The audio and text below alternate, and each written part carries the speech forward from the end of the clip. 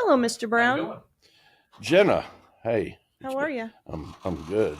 It's been a while, but it's good to see you. It's good to see you too. It's always a pleasure to be invited to do this with you. Well, for anybody interested, this is the second time that you've been a guest on this podcast. Yes. And I'm going to link the first episode that we did because you talk a lot about Grand Prairie history, your family's history, what you do for a living, how you got into that business. And so I think that'd be interesting for anybody that wants to know more about who you are when it comes to Grand Prairie history. But I want to talk to you today about something about what you do for a living today, and which is you do JFK tours down in Dallas, and we're going to talk about that. And we had this whole thing planned before last week. We did. And then President Trump did something last week that made our conversation a little bit more prescient to the current. Prescient is a good word. Relevant. Yes. Yes. So tell us what you do with that. What is that? Saying I do the tours is accurate, Jenna, but I'm still operating a funeral home in Gainesville. Yes. But I'm at a position in my older life and a position with my funeral home to where on days where Kendall calls me and says, Dad, we need to do a tour on this day, I can delegate some of my funeral director authorities to my son. Kendall has a brother, and my key employee, and I can leave and put on my JFK hat and meet people based on when Kendall has set up the appointment. And literally people come from all over the world, Jenna, to resolve that moment in history, November 22nd. So yes, if your question was, why am I doing the tours? Well, what do you do, first of all? So on the tour, when you say tours, what does that include? Kendall created all this in her mind 12 years ago. If you don't mind me going back to the actual genesis, I've deeply studied what happened to Kennedy and why since 1973. But as I learned, and Jenna, I set out to find people who were there that day, who were witnesses to Kennedy's murder. I've found people over the years, and I have become associated with other like-minded people like me, let's just say people who are Kennedy researchers. So I've studied and acquired knowledge, but all these years, Jenna, that I studied November 22nd, I was never compelled to walk up to someone and say, hey, do you want to talk about November 22nd? That's not a good conversation starter. Yeah. As the 50th, so I just kept it to myself for my own knowledge. But Kendall grew up under this osmosis of what I was doing. So she got heavily involved. As the 50th anniversary of the Kennedy murder approached, 2013, Kendall said, we're going to do a lecture series on the 50th anniversary of Kennedy's murder. And I said, no, I don't think so, Kendall. And she kept pushing, prodding. And I finally realized, Jenna, she's smarter than I am. I finally realized if I was ever going to go public, the 50th anniversary was the time. I was 59 years old, and I was always wanting to talk to people, but my knowledge was about something that was one of the most horrible chapters in our history. And controversial. Very controversial, but I had all this that I would have loved to have shared with people. Okay. Kendall produced and directed a 2-night lecture series in the town I'm in now, Gainesville, which is 65 miles north of Grand Prairie. And we did this 2-night lecture series at the junior college in our town. And they had a little theater similar to your theater here, Jenna, in this building. And over 2 weeks, Kendall and I did a lecture series, and we promoted it in the local paper and on the local radio program. Now this is in the fall of 2013. Mm. If you are interested in learning anything about the actions that led to John F. Kennedy's murder, come to the college little theater, and we're going to give this lecture series. Well, we did. And we looked back on it, and Kendall was smart enough to pay somebody to record the lectures. Mm-hmm. We looked back on it later and said, well, you know, that was what we wanted to accomplish. We exposed a lot of people to it. And from that lecture series, Jenna, Kendall came up with, Dad, I'm going to create a website about us. And I said, well, Kendall, I've heard of a website. Now that's me, Jenna. I'd heard of a website. And she said, it's going to be called JFK Custom Tours. And when she was creating the website, Jenna, she already knew, I knew, 1 million people a year have to get to Dealey Plaze from all over the world. Finland, the UK, Australia, Europe, from all over the world, people descend to Dealey Plaze. But you and I are immune to that because we're right here and we don't think about it. Well, Kennedy's murder literally was a world event. It affected world history. It was beyond the boundaries of the United States. It was a world event. It altered world history. Yet his murder occurred 12 miles east of where we're sitting right now, Jenna. So you, me, and your parents grew up not that focused on it because we were right here. You understand? If you live down the street from Disney World, it's not that big a deal. Kendall created this website, but she had to keep coaxing me, Jenna, saying that, here's why we're doing this, Dad. You want to share what you know, don't you? And I said, yes. People who are planning a bucket list trip to Dallas to get to Dealey Plaze, to get to ground zero, to where history was altered by Kennedy's execution, they will go on the web. They will see our website, and some people will decide, I think I want to know what he knows. That's a great idea. Yes, and Jenna, see, Kendall made it in elementary terms for me. That made sense to me. And I said, that's what I've been waiting for.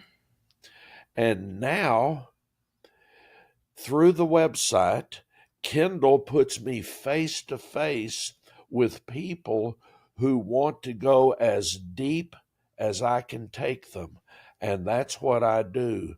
I go into the darkest, ugliest hallways, corridors of this subject, the removal of our 35th president in a violent way.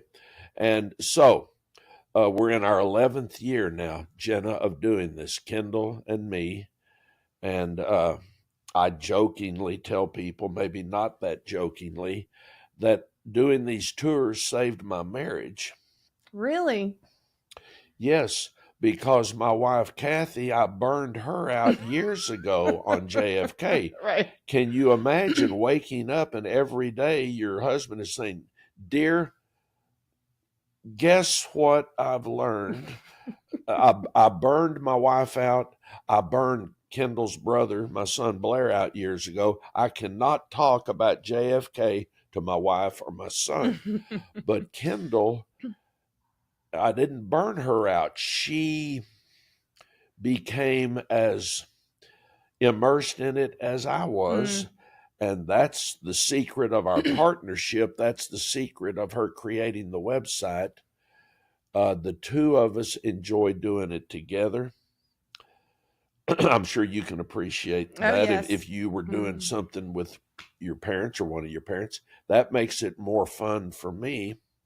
And we both know we can't do it without the other one. Right. I couldn't do the tours without what Kendall does, and she would not be able physically to do what I'm doing. So together, collaborating, we are JFK Custom Tours, and it has allowed me to meet some very interesting people, and I in turn learn a lot from the people that Kendall puts me face to face with. Because you have an actual Continental that you take people around in. Yes. And that's an identical duplicate of the car? It's very similar in appearance to President Kennedy's car. Did your dad talk to you about our tour we did? Oh, yes. He talks about it frequently. Okay. Well, he tells me to remind you of the joke that you told, because he said that he almost fell out of the car. Because the reason I was reminded to get you back on the podcast was because Robin took my dad and some of their friends on this tour, which they'd all been talking about doing for years and years. But this past, November 20, I think it was the 23rd, y'all went, right? That is correct. The anniversary, he took them around on this tour, which there's a lot of people around on that tour in Continentals, right? There was a lot of Continentals down there. What we saw that day was there's a Continental Club. When we say Continental, the early 60s Lincoln Continentals were unique in that they were the world's only 4-door convertibles. Oh, really? I did not know that. And President Kennedy selected the 1961 Lincoln Continental to be his car. There's a Lincoln Club, a Lincoln Continental Club. And the day we were there, your dad and me and these other fellas, we're in the middle of what we're doing, and here comes the Lincoln Car Club, and they're literally driving down through Dealey Plaza, and there might have been 30 to 40 restored early 60s Continentals, all painted differently, all the interiors all different, but all looked great. And we literally stopped what we were doing to watch them. None of them were designed to look exactly like President Kennedy's, but they're all beautiful. And I don't know any of these people. I don't know where they come from, but I do know they all live close enough to Dallas that they can all come together one day a year. And they will always do this motorcade through downtown, ending in Dealey Plaza, somewhere close to the anniversary of Kennedy's death. Maybe a day or two before, a day or two after, but on this day, they were doing it the day after Kennedy's death's anniversary, and we're doing our tour, and here they come. Okay, we watched them. Paul May recorded it on his phone, and it was quite a sight to see. They even had a motorcycle escort to get them through town. Okay, that was 11 o'clock in the morning. Well, I'm with your dad and the other guys for 6 or 7 hours. And towards the end of the day, I normally, not just for this gopher tour, but that's the Grand Prairie Gophers. Grand Prairie Gopher tour. I'm saying that because everybody in the group that day was a Grand Prairie Gopher. I normally save the ride in the car till last, Jenna. I want to build up to recreating Kennedy's motorcade. So we finally get in my car, which I store a mile north of downtown Dallas, and we're coming through. We reach Dealey Plaza. I'm assuming everybody knows what Dealey Plaza is. I maybe should give a better explanation. But anyway, we arrive at the scene where Kennedy's life was taken. But now it's late afternoon, and everybody's looking at their watches thinking, Robin, we got to wrap this up. It's been 6.5 hours. I said, oh, no, we're just getting started, because that's what I do. And as we come through this Lincoln Car Club, they have reassembled. I'm actually going to get to the answer you wanted. they've reassembled and they've got all their cars parked up and down Elm Street. Well, here we come. And some of these Lincoln Car Club guys, they're not Kennedy people. They're just car club people, but they all have an early 60s Continental they've restored. They see us coming. They start hollering and waving at us as we're going literally down the street where Kennedy was executed. And they're hollering, pull over, stop, come visit with us. And I'm at the wheel of the car and I holler, no, we're on our way to Parkland. Which is the hospital that President Kennedy was taken to. Yes. And my dad and Phil Bailey both just started convulsing in laughter. And they both said, stealing the word of where we are, they said, that Robin, that's epic. That you hit them with the word, no, we can't stop. We're on our way to Parkland. Now, that was a little bit morbid of me to say that, but in that moment, I needed to tell them why we're not stopping. We're going somewhere else. Yeah. And so your dad and Bailey in particular just thought that was good timing. So that took me 11 minutes, Jenna, to answer your question, but that's kind of typical of me. That's why we have this studio for 3 hours today. Yeah, I guess we're going to need it. I'm sorry. I'll try to shorten it up. I love it. You tell good stories. Okay. But going back to, I'm glad your point about Dealey Plaza is a good one, because for one thing, I do forget that we have that just close by, but Dealey Plaza is literally right off of Commerce Street. It's if you go down 30, like you're going to go into downtown Dallas, it's right there by the Red Court building. It's right there by the highway. Yes. And it's a small little space, really, when you go down there and look at it. It's not huge. You been there? Oh, yes. Well, I had a friend that lived just literally right there, just north of West End. Okay. So there came a period where I was going through there a lot to get out of Dallas. Yes. And every day, there are visitors to Dealey Plaza. There was not one day that I passed by that people were not there intentionally to see the grassy knoll. That's where the grassy knoll is located, and the bridge and all those things. Yes. So. Yes. when I meet people. Wait, and you said 1 million visitors a year come to there? Yeah, that's documented. Wow. Today, not 30 years ago, but today, more people visit Dealey Plaza than the Alamo. Is that really? I would not have guessed that. Who would? That's wow. The interest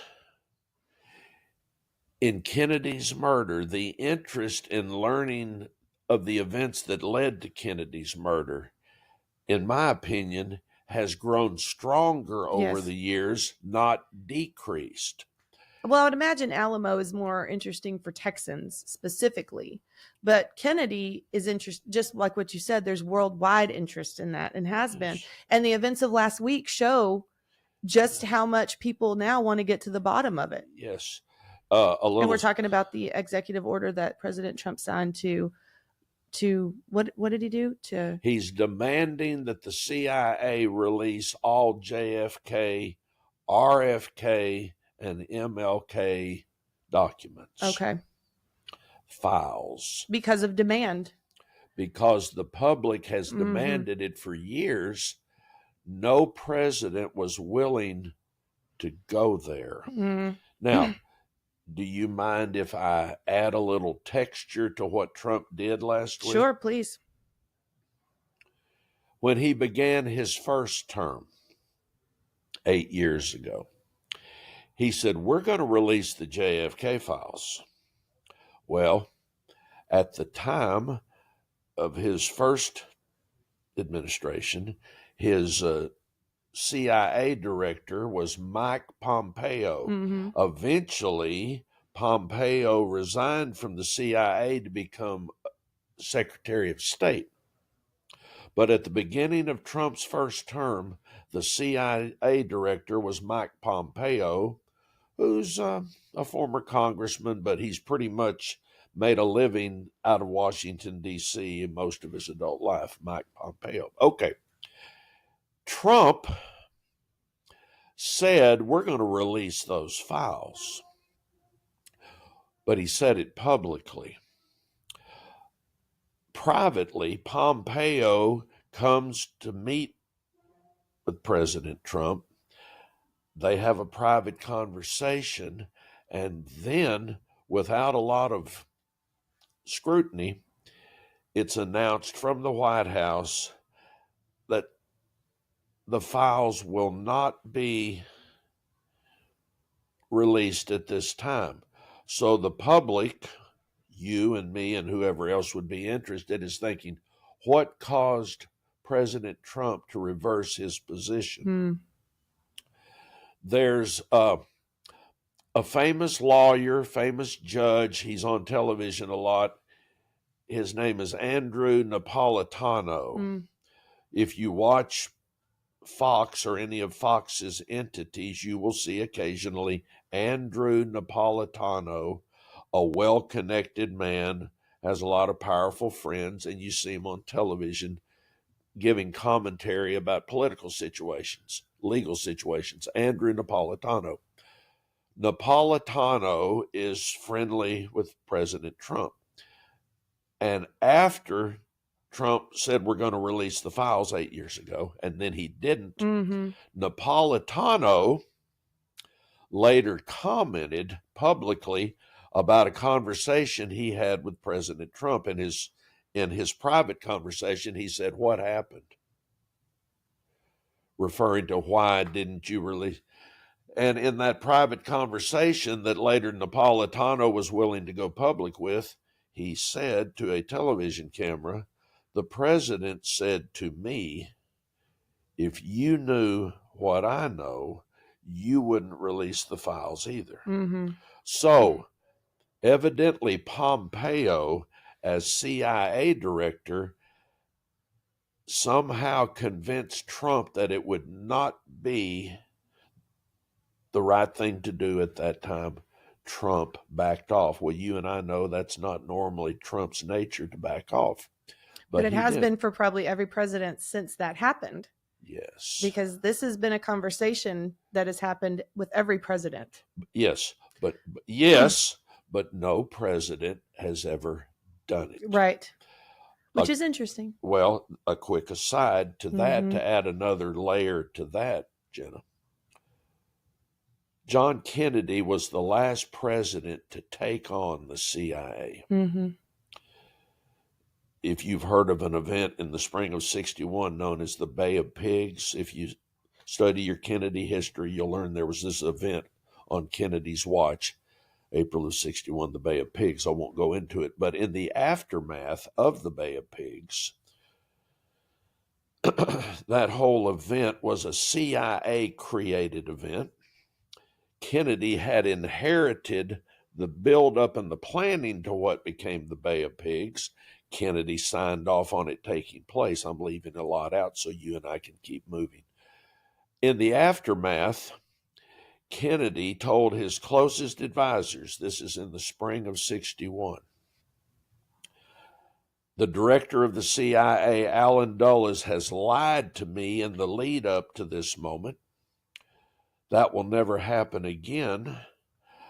I'm going to fire Allen Dulles, and I'm going to splinter the CIA into 1,000 pieces and scatter them to the winds. Kennedy said that in the spring of '61.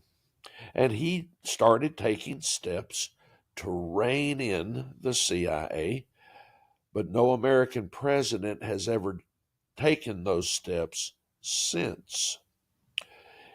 Is Kennedy's threat to splinter the CIA into many pieces, is that connected to his own death in November of '63? Well, people want to know what I know about that, and that's one of the subjects we discuss when I'm doing a tour. But in fact, here we are today in real time, and our 47th president has said we're going to release these files about an event that occurred 61 years ago. Okay, obviously it must be important, or we wouldn't still be interested and they wouldn't still be secret. I don't know if you asked this question, but I'm just going to keep rolling and you stop me if you need to. This is a question that's often asked as I'm doing a tour. Robin, the files, the files, the files. When President Trump signed that executive order last week, people started inquiring to Kendall through the JFK Custom Tours website. Do y'all have a comment? Do y'all have a position? Does JFK Custom Tours have a comment about the president's executive order? And Kendall said, Dad, we need to have an official statement. So I'll paraphrase our official statement. Kendall and I long ago came to the realization, Jenna, as far as the JFK files, there's no smoking gun. There's no one document that would reveal to the world what happened and who was responsible. If that document did exist, it was destroyed long ago. People in our world, I say our, Kendall and me, Kennedy Research, there's many people in Kennedy Research, people in our world know what happened. We know who the principals were in planning Kennedy's execution. It's if someone has wanted the answer to those questions, Jenna, they could have found them. They could have found the answers years ago, just like Kendall and I did. Occasionally, when this subject comes up, the JFK, RFK, MLK files, when that conversation has come up through the years, I believe it's more of a subject to just cause a little excitement at the time. Mm-hmm. I don't believe, I hope I'm wrong, Jenna. I hope whatever is released will help the public get a better handle on what happened. But if you will allow me to just use a broad stroke here. Yes, the intelligence apparatus of our government did participate in Kennedy's murder. Anybody in my realm knows that. I'll use David Pecor as an example. Your dad, who is a student of history, he had studied Kennedy's assassination over the years from afar. Mm-hmm. The day that we finally did the tour, and I think this goes for Larry and Phil and Paul and Bill Liner, who were on the tour, I think they all had a pretty firm grasp of what happened to Kennedy and why it happened and who benefited. But they all needed to be able to connect some dots. It's hard for people to, you're either on one side of the belief system or the other. We all know that someone assassinated the president. The question is, do you believe that the people that you trusted had a hand in it? Or do you believe it was just a crazy person that did it? And that seems to be the real grappling that people do is, and especially the boomer generation, which you're a part of, very trusting of the leaders of our country. You're a very civic-minded generation. You trusted the people that led you in your local government and in the federal government. And it's very difficult for some to believe that there might have been some rogue people that thought that they needed to be in control more than others. And that's hard to understand that, because that blows up a lot of your own preconceived ideas about what you believe to be true. And that's very hard. But the other thing too is, I heard something, I was listening to some interviews because I couldn't possibly have researched enough to be able to sit here with you. And I can ask questions, but you know so much more than I do. But one of the interviews I was listening to, I think was Piers Morgan. He had some people on, and one of the guys on said, the question of the files is more of a litmus test for the current president.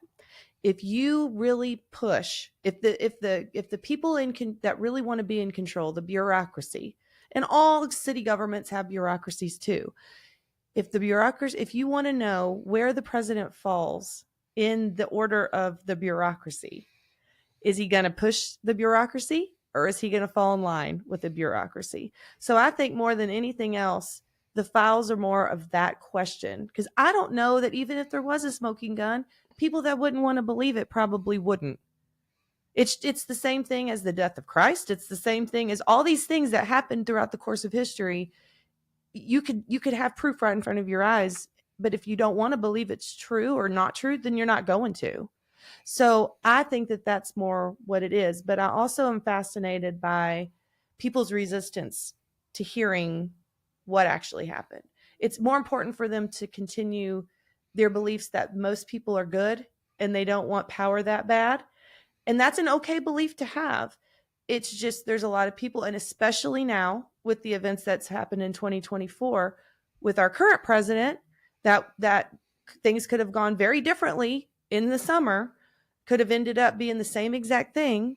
And there's even questions about that. We don't need to go into it in this podcast probably, but you see these things happen before your eyes and you're going to be either on one side or the other side. And I think and I think my dad probably falls into that category because we've talked about it over the years, and it's hard for him to believe that people could have done something that bad.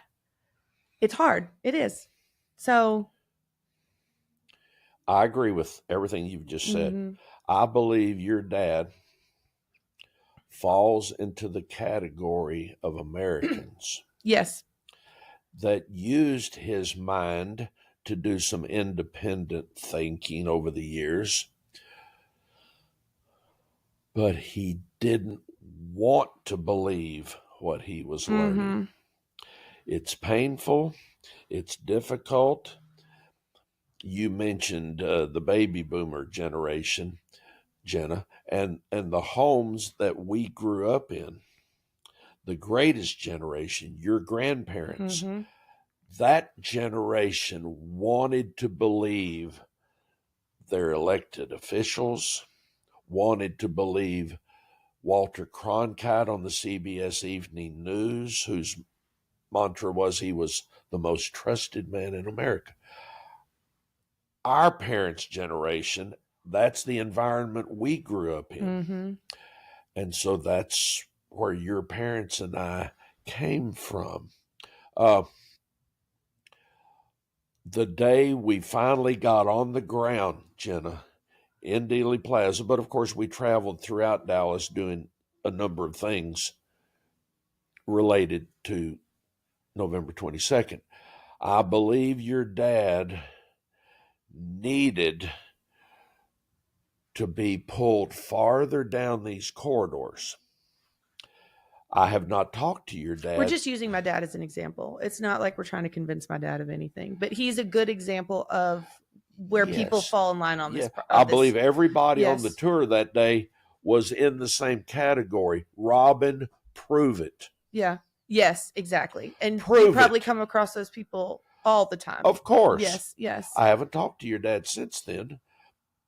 I hope what we did that day for between 6 and 7 hours, I hope it connected some dots. Mm-hmm. That's what Kendall and I do. We connect dots. Mm-hmm. Jenna, I've learned this from being with people on the tours.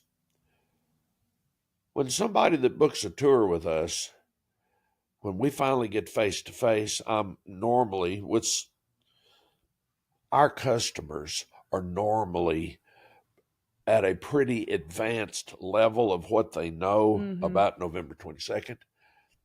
But very few people, when we're doing a tour, very few people connect November 22nd with the Vietnam War. Mm-hmm. You cannot discuss November 22nd without discussing Vietnam for this reason. The people who were in positions of power 60 years ago, the establishment of 60 years ago, that's who Kennedy got crossways with.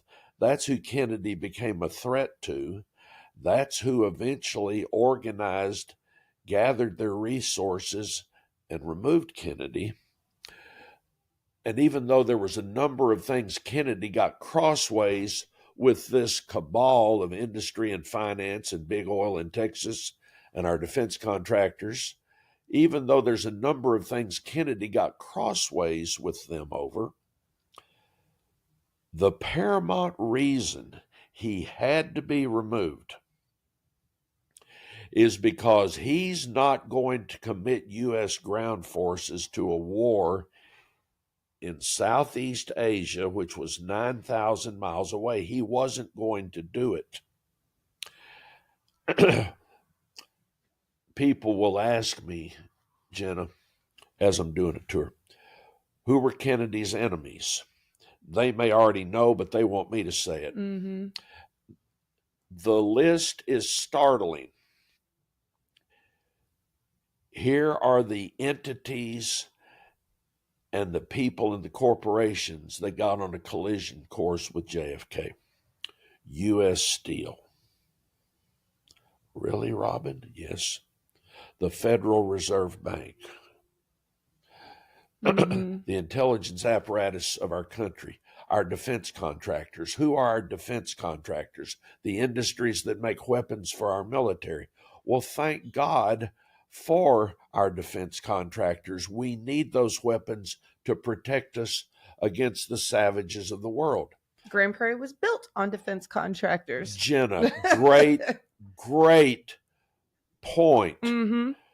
Grand Prairie was less than 5,000 people when a defense contractor was built here, and you know that, but I'm so glad you brought that up. We need our defense contractors, we need our weapons, we need our military.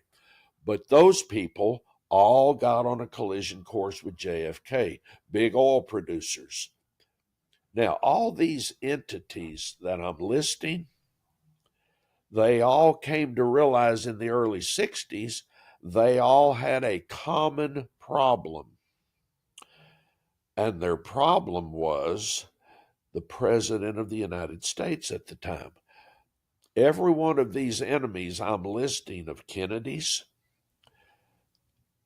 individually, you wouldn't think about it, but collectively, you come to realize every one of Kennedy's enemies would and did benefit greatly from a prolonged ground war that took place 9,000 miles from here. Mm-hmm.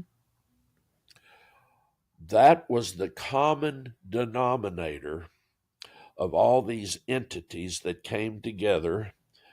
You can call them a sinister alliance, you can call them a cabal, but it was industry and finance and big oil and our intelligence operators and our defense contractors.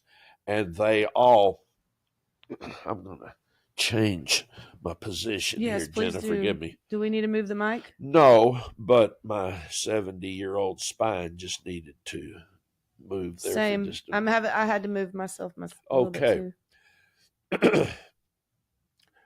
In our discussion, and I'll only go where you want us to go, Jenna, but most people on this subject eventually want and need to know who were his enemies, how did he acquire these enemies, why were they so desperate to take the action they did. When Kennedy got to the presidency in January of 61, all of our defense contractors, including our defense contractors locally, were all bleeding money because there was no war. When Kennedy's administration arrived, January of 61, there hadn't been a war in 8 years, Korea. And Jenna, this is part of our tours and part of our discussion here today. If you are part of the permanent establishment in Washington, D.C., if you are someone who has made your livelihood, all of your adult life from Washington, D.C., mostly unelected bureaucrats, you come to realize that a lot of entities and industries in our country have a strong lobby presence in Washington. Mm-hmm.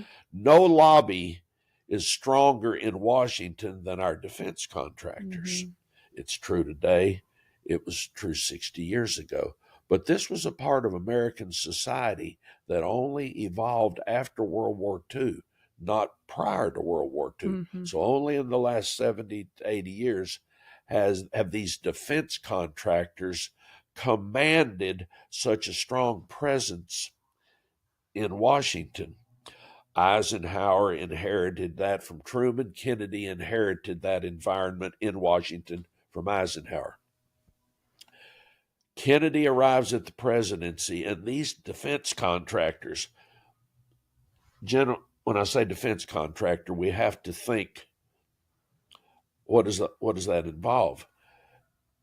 Yes, the industries that make helicopters and jet fighters and jet bombers and tanks and jeeps, but each of those entities, whatever name they go by, has a board of directors. Mm-hmm. They have bankers, they have lawyers, they have stockholders. When you start bringing that into the discussion, it's a lot of people. And the lobby presence that industry maintains in Washington. For the pure of heart who will hear the podcast, Jenna, a lobby effort means you have to gain influence over elected officials Mm-hmm. to be persuaded to do what's best for you. We have that locally. We have that everywhere. This is not just true of Washington. It's true, Jenna. This is where I think, I don't care if you're a PTA, you have lobbyists. They're called parents. Oh, okay, you know what Jenna? I'm saying? Okay. It's like, so that to me is very common. Like it's easy to see. For you. Yeah, exactly. But it's like, if you have a business or if you have an interest in a decision-making body, you're going to assert your influence over that because you feel like that's the best thing to do. The issue is when you're financially beholden to that thing too. Yes. And so then it becomes the issue with things like war or space or some of these bigger things. Like if I'm going to create a toy, I can adjust that toy to match the need for that toy. So if a toy's real popular this Christmas, I can change the toy to be popular next Christmas, which means that I can constantly, as a toy maker, generate new demand for my product by meeting the needs of what the demand is. When the product is war, or when the product is the thing that in war is the demand, and you run out of demand, but you have an entire ecosystem of people. Because I think to myself, if we were to close down the war machine, a lot of people locally would be out of a job. And that's something to think about when it comes to people relying on a certain industry to exist as a livelihood. And what you're so maybe that'll help people understand. People call it deep shadow, all this stuff, but really it's just people with interests that believe that their interests are more important than any other interests. And the way that they continue their ecosystem to thriving is to have something, to have a demand for their product. And what people like Kennedy said was, we no longer have a demand for your product at the moment. I'm not going to generate demand for war just so that y'all can make more money. It's different if you have someone like Hitler that's going around doing things overtly and you need that defense. But it's totally different when it's like generating the war and ending people's lives to supplant an entire industry so that people can have jobs. That's where he was like, no, I'm not doing that. And our current president is very similar to that. And, but I think that a lot of people that live in the country have a problem with it. It's different if it's for defense, if it's necessary. You have to have a country that has defense of its own, but to generate, it's just like advertising a toy. Okay, well, generating, demand for a toy is one thing. Generating demand for war is a totally different thing. We're talking about devastating nations, devastating people like that. So I don't know why it's not that difficult to see where the conflicts of interest were. But when you have something that's very, what's the word? Entitled, which a lot of bureaucracies become very entitled to the funds that they get. And then it's like, you're going to take my funds away? I don't think so. And they feel entitled to do things that are in their own interest. I don't know if that helps people see it in a different perspective. Maybe. I don't know. But that's how I see it. It's just supply and demand and entitlements to funds. I mean, that's really what it comes down to. And power. Entitlement to power. Who's going to control everything? And that's going to be a battle for the rest of our lives. I mean, forever. It's human nature. It is. Jenna, you said it better than I could. You said it from a different perspective than mine. But everything you said, you're just right over the target. Thank you for adding some clarity to what I was trying to say. Your perspective is excellent. I'll just add please a couple of layers to that, but it was fascinating listening to you. You boiled it down to its most basic purpose. And I will say this too. For anybody that's interested, Junior and I, who is one of the city council members, talked about the bureaucracy of city government. We were talking about term limits.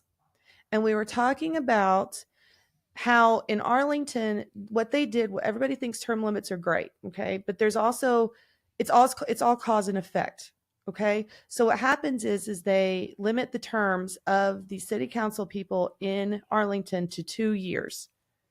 Very short period of time. I know that.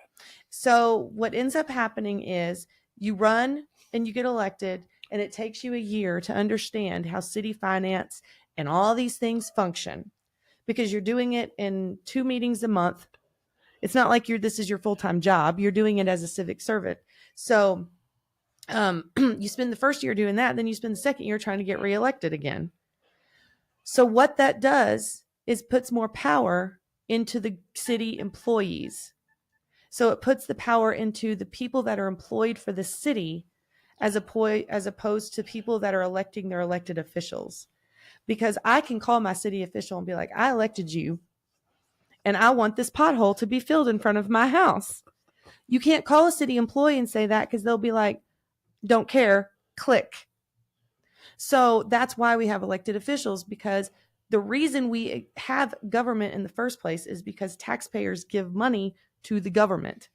So taxpayers have to have had a voice. So what we were seeing in Arlington was the bureaucracy of the city government got stronger while the election of the taxpayer got weaker. So what happens now is, and that's just, when it comes to the federal government, it's just at a bigger level.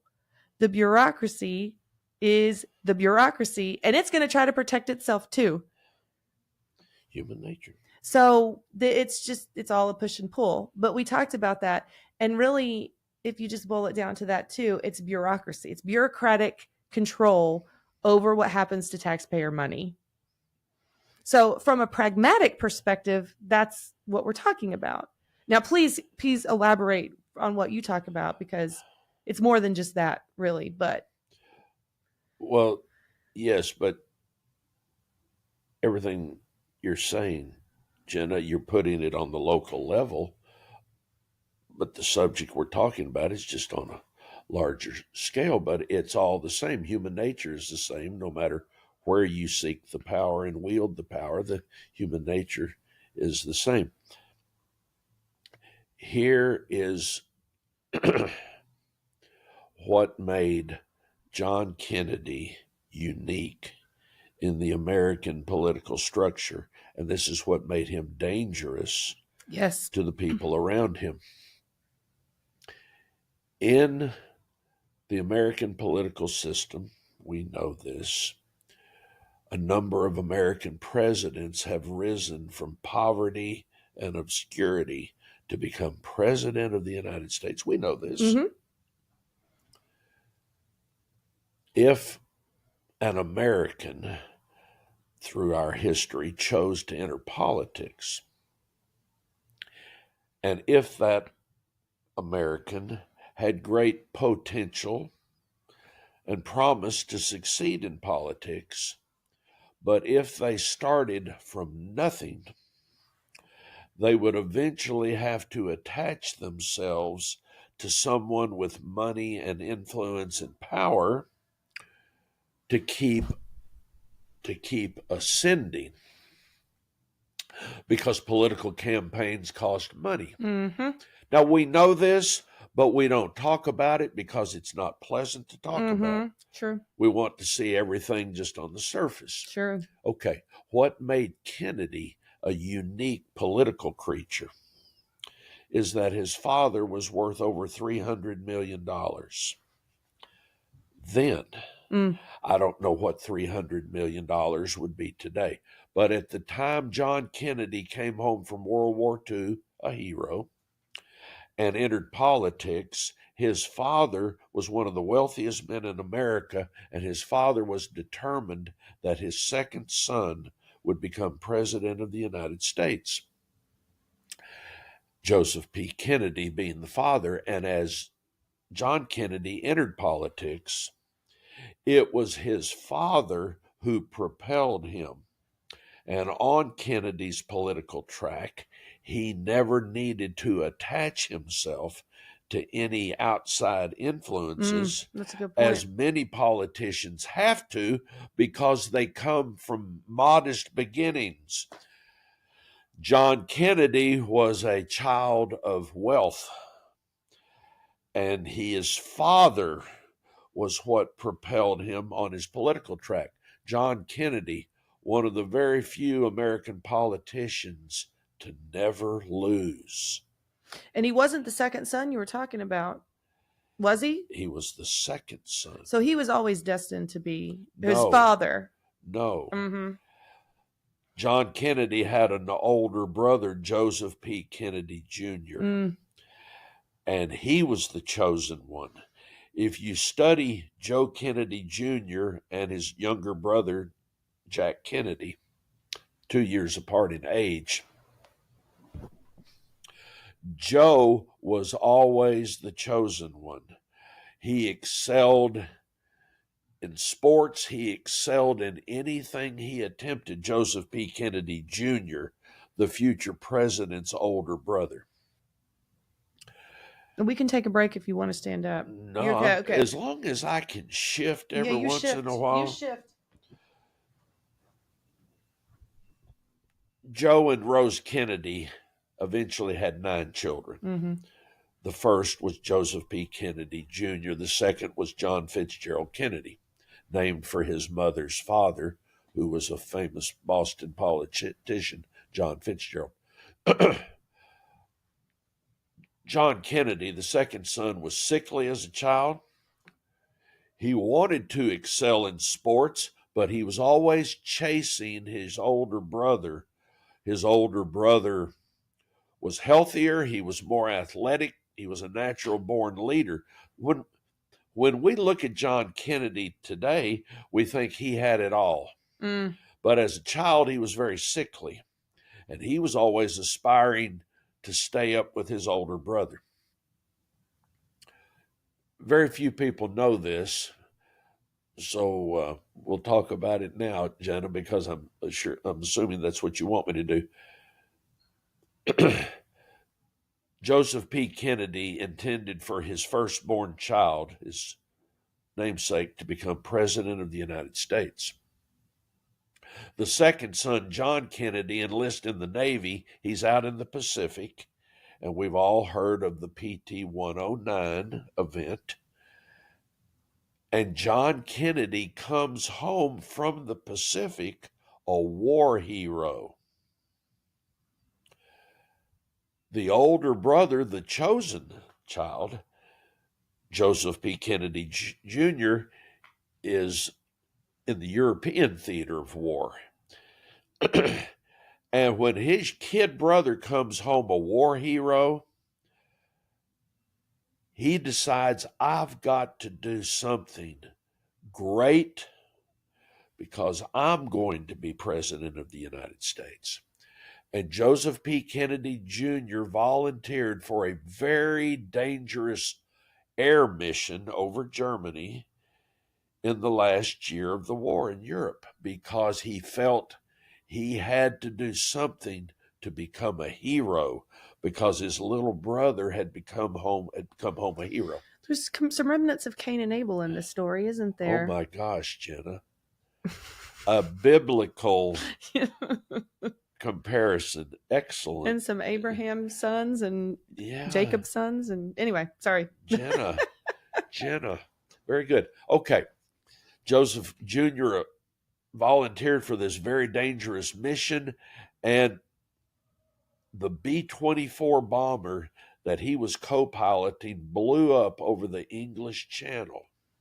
Never made it to its target. And now the family plans and the family trajectory have been altered greatly. And after the grieving process, the father puts all of his focus on the second son. But without that plane explosion, Jenna, history would have been different. Fortunately for Joseph Kennedy, his second son, who had been sickly as a child and a youth, has grown into a charismatic, dynamic adult. That's an understatement. It's an understatement. He became very... It's quite interesting how television and all that fits together with his story. But anyway, I'm getting ahead. Yes, I'm getting ahead of your story. Jenna, very good. After the death of his first son, Joseph Kennedy focused all of his attention and energies on the second son. And the second son will become president of the United States by the sheer will of the father. Okay. Was he youngest president elected at the time? Yes, good question. John Kennedy, youngest person ever elected at age 43. Theodore Roosevelt ascended to the presidency at age 42 because of assassination of William McKinley. But John Kennedy became the youngest American elected to the highest office. Very good, Jenna. All right. Joe Kennedy's focus is now on the younger son. He propels his son into Congress. John Kennedy is elected to the U.S. House of Representatives 3 times from the heavily Irish-American district of Boston. He's elected 3 times to Congress. In 1952, he runs for the U.S. Senate. He's elected. He's reelected in 1958. And by 1960, the old man's plans have reached a run for the presidency. If you will allow me a sidebar. Yes. But staying on the subject. In the early 50s, John Kennedy was very comfortable being Washington's most eligible bachelor. He enjoyed that role. But the old man knew that eventually he has to have a wife and produce a family. And we all know these things. Once again, I'm just connecting dots. I'll tell my tour people that I'm with Jenna. I'm saying things that's already in your brain, but you've forgotten them. And I'm reminding you to cue these facts that you already have in your brain back to the front of your brain. In 1952, Congressman Kennedy started dating an attractive young woman, Jacqueline Bouvier, who was a photographer for a local newspaper. They dated.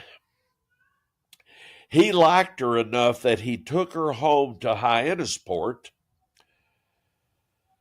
And when the congressman's father met Jackie, he knew she was the one. He knew it before his son knew it. And once Joe Kennedy saw them together, he realized that's going to become the power couple before that even had a name. And it was Joe that pushed that. Okay.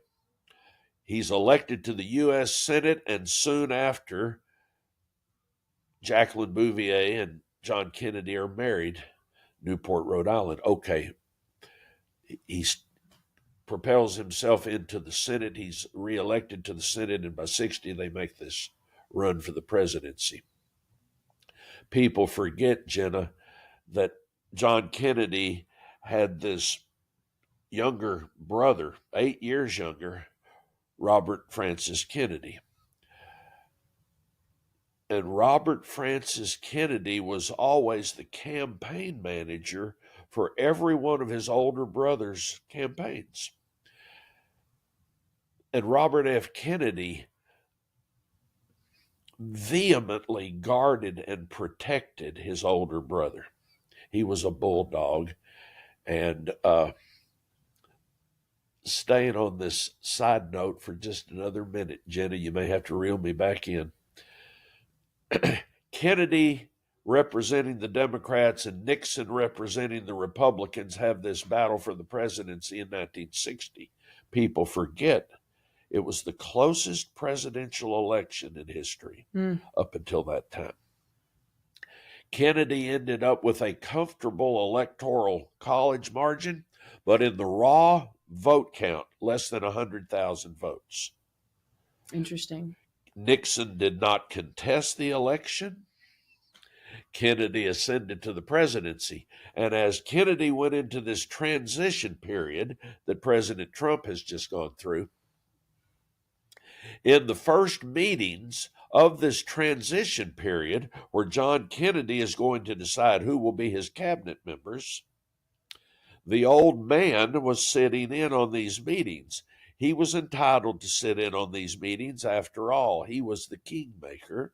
And in the first meeting of this transition team, the room is filled with political operatives and politically savvy people there to advise the president-elect. In the first meeting of this team, Joseph P. Kennedy said, Robert F. Kennedy will be the Attorney General of the United States. At the time, Robert F. Kennedy was 34 years old. And in that moment, these politically savvy people in this meeting start offering Joseph P. Kennedy reasons why that's not a good idea, Mr. Ambassador. There was a number of reasons why that was not a good idea.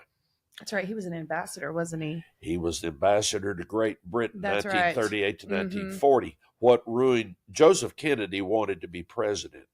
What ruined his political career, when he's the United States ambassador in Great Britain, he's watching Hitler overrun Europe, and he made a tactical mistake. He thought, Great Britain and the United States are not ready to fight this fella. He's going to prevail. And he starts being a Nazi appeaser in his position as America's ambassador to Great Britain. But he made a horrible miscalculation. He was not anticipating Churchill rallying the British. Kennedy publicly supports appeasement with Hitler, and it ruins him. It ruins him politically, and Roosevelt recalls Joe Kennedy from London, and his political fortunes are finished. That's when his focus went to his oldest son. Okay, I digress. That's interesting. Okay. That's probably the first thing I've said that you didn't already know. No, I did not know that. In these transition meetings where Joe Kennedy said Robert F. Kennedy will be the Attorney General, and these politically savvy people are advising him, now, Mr. Ambassador, that's not a good idea. Nepotism, it will not look good politically. He's too young. And the old man listened to all the politically savvy people give their opinions. And when they all finished, he said quietly, Robert F. Kennedy will be the Attorney General of the United States. Well, he had earned the right to make sure the younger son will be a part of this cabinet. Okay, that's how Bobby Kennedy, the kid brother, became the youngest attorney general ever, serving the youngest president ever. Okay. What made John Kennedy dangerous as he ascends to the presidency is he's aware that everybody now this is in January of 61, Jenna. He's aware that everybody in Washington wants and needs a war. Because Can I stop you for a second? To bring it to Grand Prairie history, during that 1960 presidential campaign, he came through Grand Prairie because he was actually not popular in Texas. Despite now, we think he was popular with everyone, but he was not. So there is a famous, we talked on the phone last night, and I think there's a famous picture of him campaigning through Texas where he stops on Main Street and there's a huge crowd around him. I think people assumed that was from 1963 when he went from Fort Worth to Dallas that day but that was not. It was a campaign stop in 1960. So you were talking about 1961, but you wanted me to remind you about that last night. So do you mind? No, go ahead. Thank you. Yes. To get him into being elected took a lot more work than I think people realized. Because he wasn't popular. I agree with you. Right. Kennedy's from the Northeast. Right. He's considered a liberal at that time. Today, we look at him as not liberal. Right. The first two things John Kennedy did as president was raise the defense budget and cut taxes. As a Democrat from the Northeast. Today, he would be looked at as a hawk. But at that time, the reason he chose Lyndon Johnson, a Texan, to be his running mate in the 60 election, he believed they had nothing in common. They didn't even like each other, had a very low tolerance for each other. But he believed Johnson would help him carry the southern states. And it worked.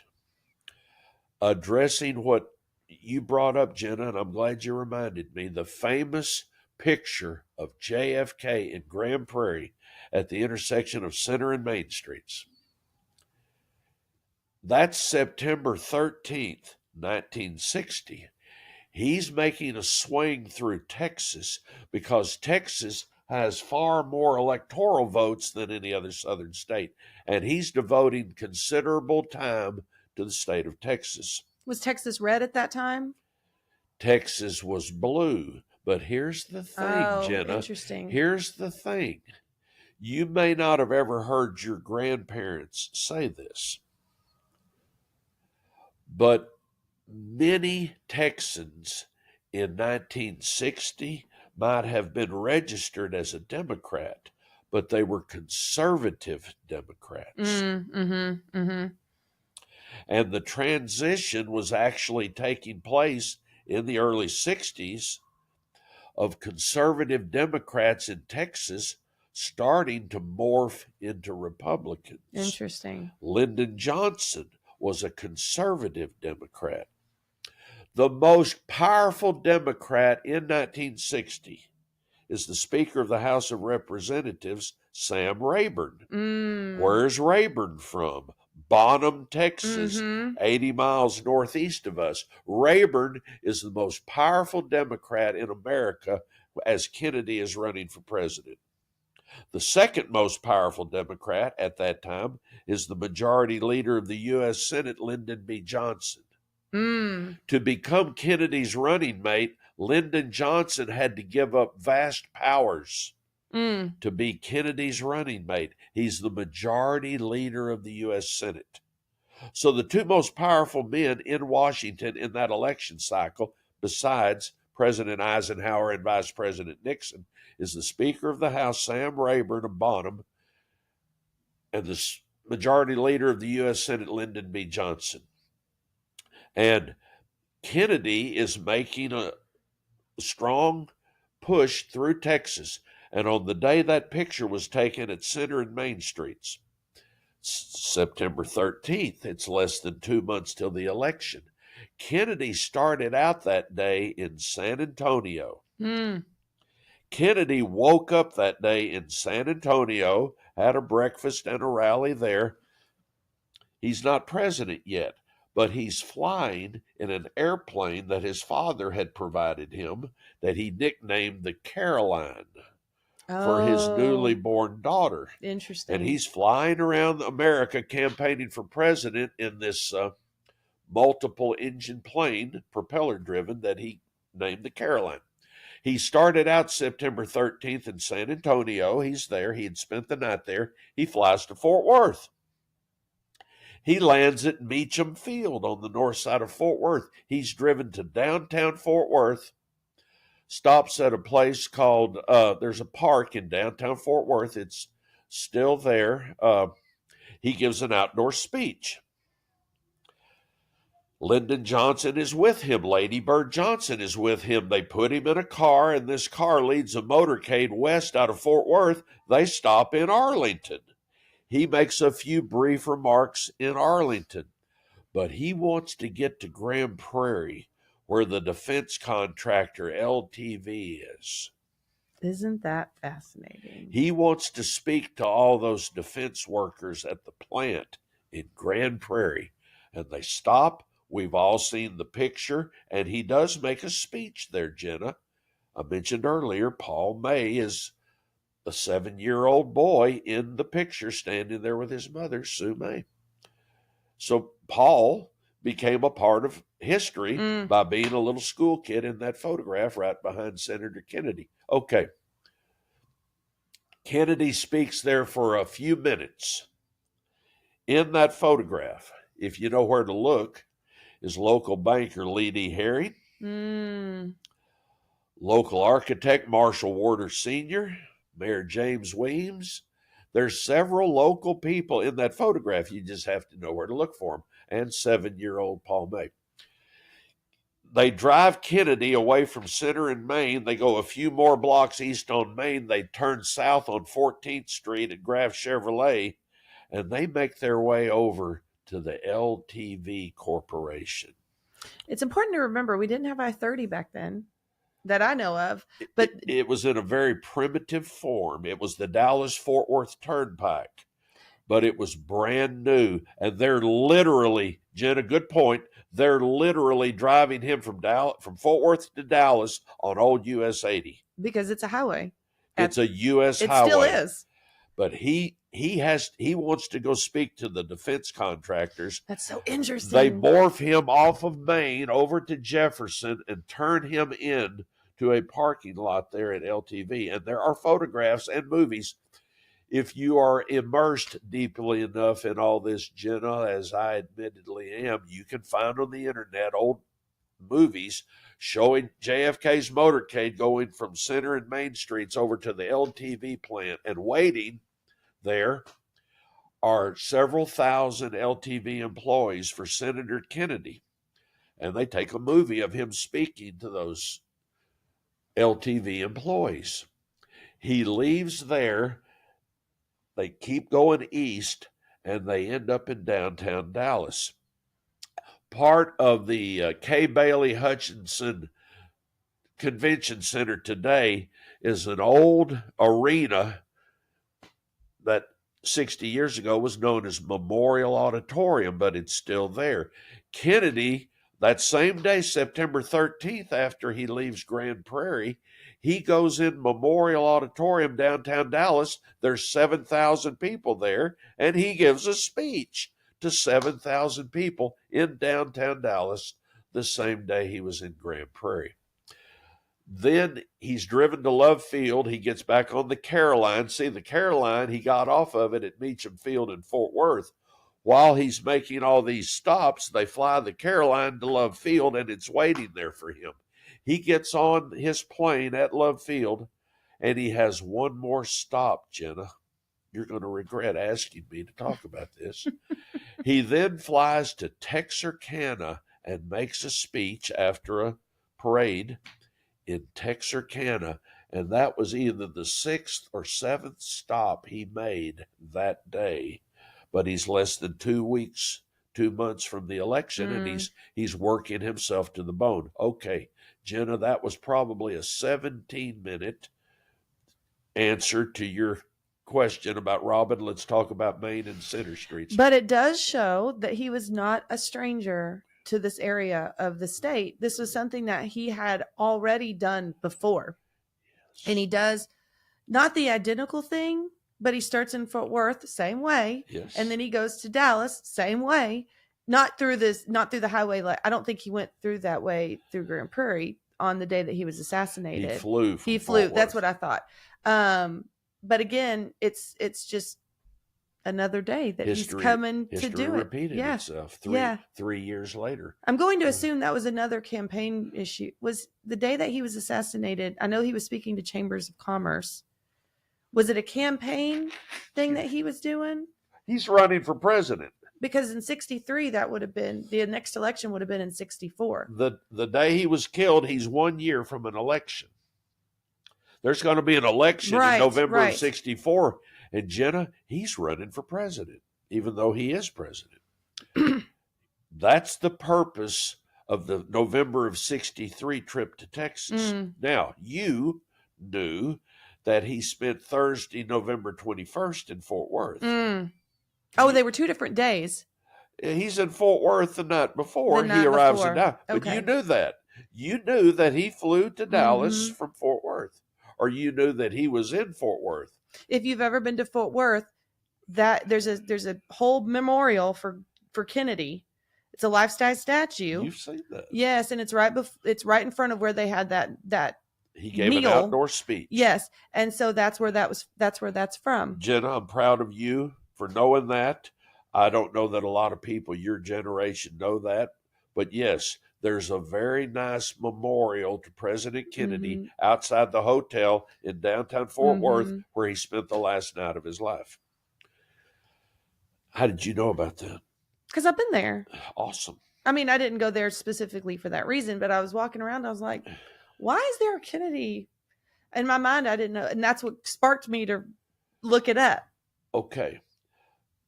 He's in the middle of a swing through Texas. November of 63. He's got the 64 election on his mind, and he's getting a jump start on the 64 election. Once again, he's after the great number of Texas's electoral votes. This trip to Texas that led to Kennedy's death, that trip was planned for 5 months. Imagine all the logistics that go into a 5-city stop over 24 hours. He wants to be in Texas so long that it's going to require him spending the night in Texas. Going back, back to 1960. How did Texas vote? Did they vote for him? They voted Kennedy. Okay. Tying into your question, was Texas red or blue in 60? They were a very faint blue. Interesting. But Texas was transitioning to going from conservative Democrats to being Republicans. The day Kennedy is killed, the governor of Texas, John Connally, is riding in Kennedy's car. Well, John Connally and his wife, Nellie, were with the Kennedys on Thursday for Houston and San Antonio stops, eventually a Fort Worth stop, and on Friday they're with the Kennedys. Everywhere the Kennedys are going in Texas on this 2-day trip, the Conleys are with them. But you were going, I interrupted your original, because you were talking about 1961 when he was electing his cabinet. So there's a lot of, seems like there was some controversy there with the election of his cabinet. or appointing. Only that his father was kind of in the midst of that. My younger son is going to be the attorney general against all political advice. I was just throwing that in to give you a little more background about the power Joe Kennedy wielded. Yes. He chose the attorney general of the United States. But you said this, one of the reasons, you were talking about John being dangerous. John Kennedy became dangerous to the establishment. No, because he's wealthy. No one can own him. I mentioned earlier, Jenna, that many of our most famous politicians started in poverty. Richard Nixon came from poverty, Whittier, California, very poor Quaker family. Nixon rose to great power, but he started from poverty. Mm-hmm. FDR. FDR was wealthy. Oh, he was? FDR came from a wealthy family. But just as many of our presidents came from poverty, Ronald Reagan came from practically poverty. Western Illinois, Ronald Wilson Reagan. In that 60 election, Kennedy is from wealth. He's with the Democrats. Nixon is the Republican candidate. He came from very humble beginnings. Nixon, I'm not against Richard Nixon. I think he had a lot of good qualities. I think he was a peacemaker. I think Nixon has been misrepresented through history because of Watergate. But in that 60 election, you have a man that came from nothing running against a man of great wealth. Who was also very attractive. Yes. And charismatic. Yes. Which Nixon was not. Kennedy had a lot going for him that Nixon did not. Mm-hmm. But Nixon had been vice president for 8 years, and he actually had more name recognition than John Kennedy. Let me hit on this just a little more, Jenna. You stop me if you need to. No one in 1960 in Washington wants Joe Kennedy's kid to become president. Mm-hmm. No one. If you are in Washington, if you are a part of established Washington, whether you're Republican or Democrat, you don't want John Kennedy to become president, and here's why. No one can control him. Mm-hmm. He's a rebel. He has his own wealth, and nobody has gotten their clutches onto him in the lead up to that 60 election, and that makes him dangerous. It also seems like it was kind of hard to smear him because everybody seems like a lot of people knew he was kind of a playboy. That's it. Didn't seem to tarnish his reputation all that much. Okay, Jenna. As he's running, no one knows that. Oh, interesting. Even as president, the press corps protected his liaisons. It's so interesting. Today, we know these things. At the time he's president, that is not common knowledge, and he worked very hard for that to not be public knowledge. Kind of like how the press corps protected FDR when he was in a wheelchair. Very similar. Yeah. John Kennedy's female excursions were not common knowledge to the American public at the time he was alive. That all came out later. Going back to what made Kennedy a threat, what made Kennedy dangerous to this establishment around him is Kennedy knows that everybody in Washington is ready for a war again. He knows this. His attitude is, this is his attitude about war, and this is his attitude about the defense contractors. Kennedy has survived a war. Kennedy has had enough of war. And Kennedy is determined that on his watch, he will never commit American boots on the ground in a theater of war unless he believes America's national security is actually at risk. When he got to the presidency, he inherited a civil war in Vietnam. It was already going on when he got to the presidency. People don't think about that. Because Vietnam started in 60? Well, when did it start? Okay.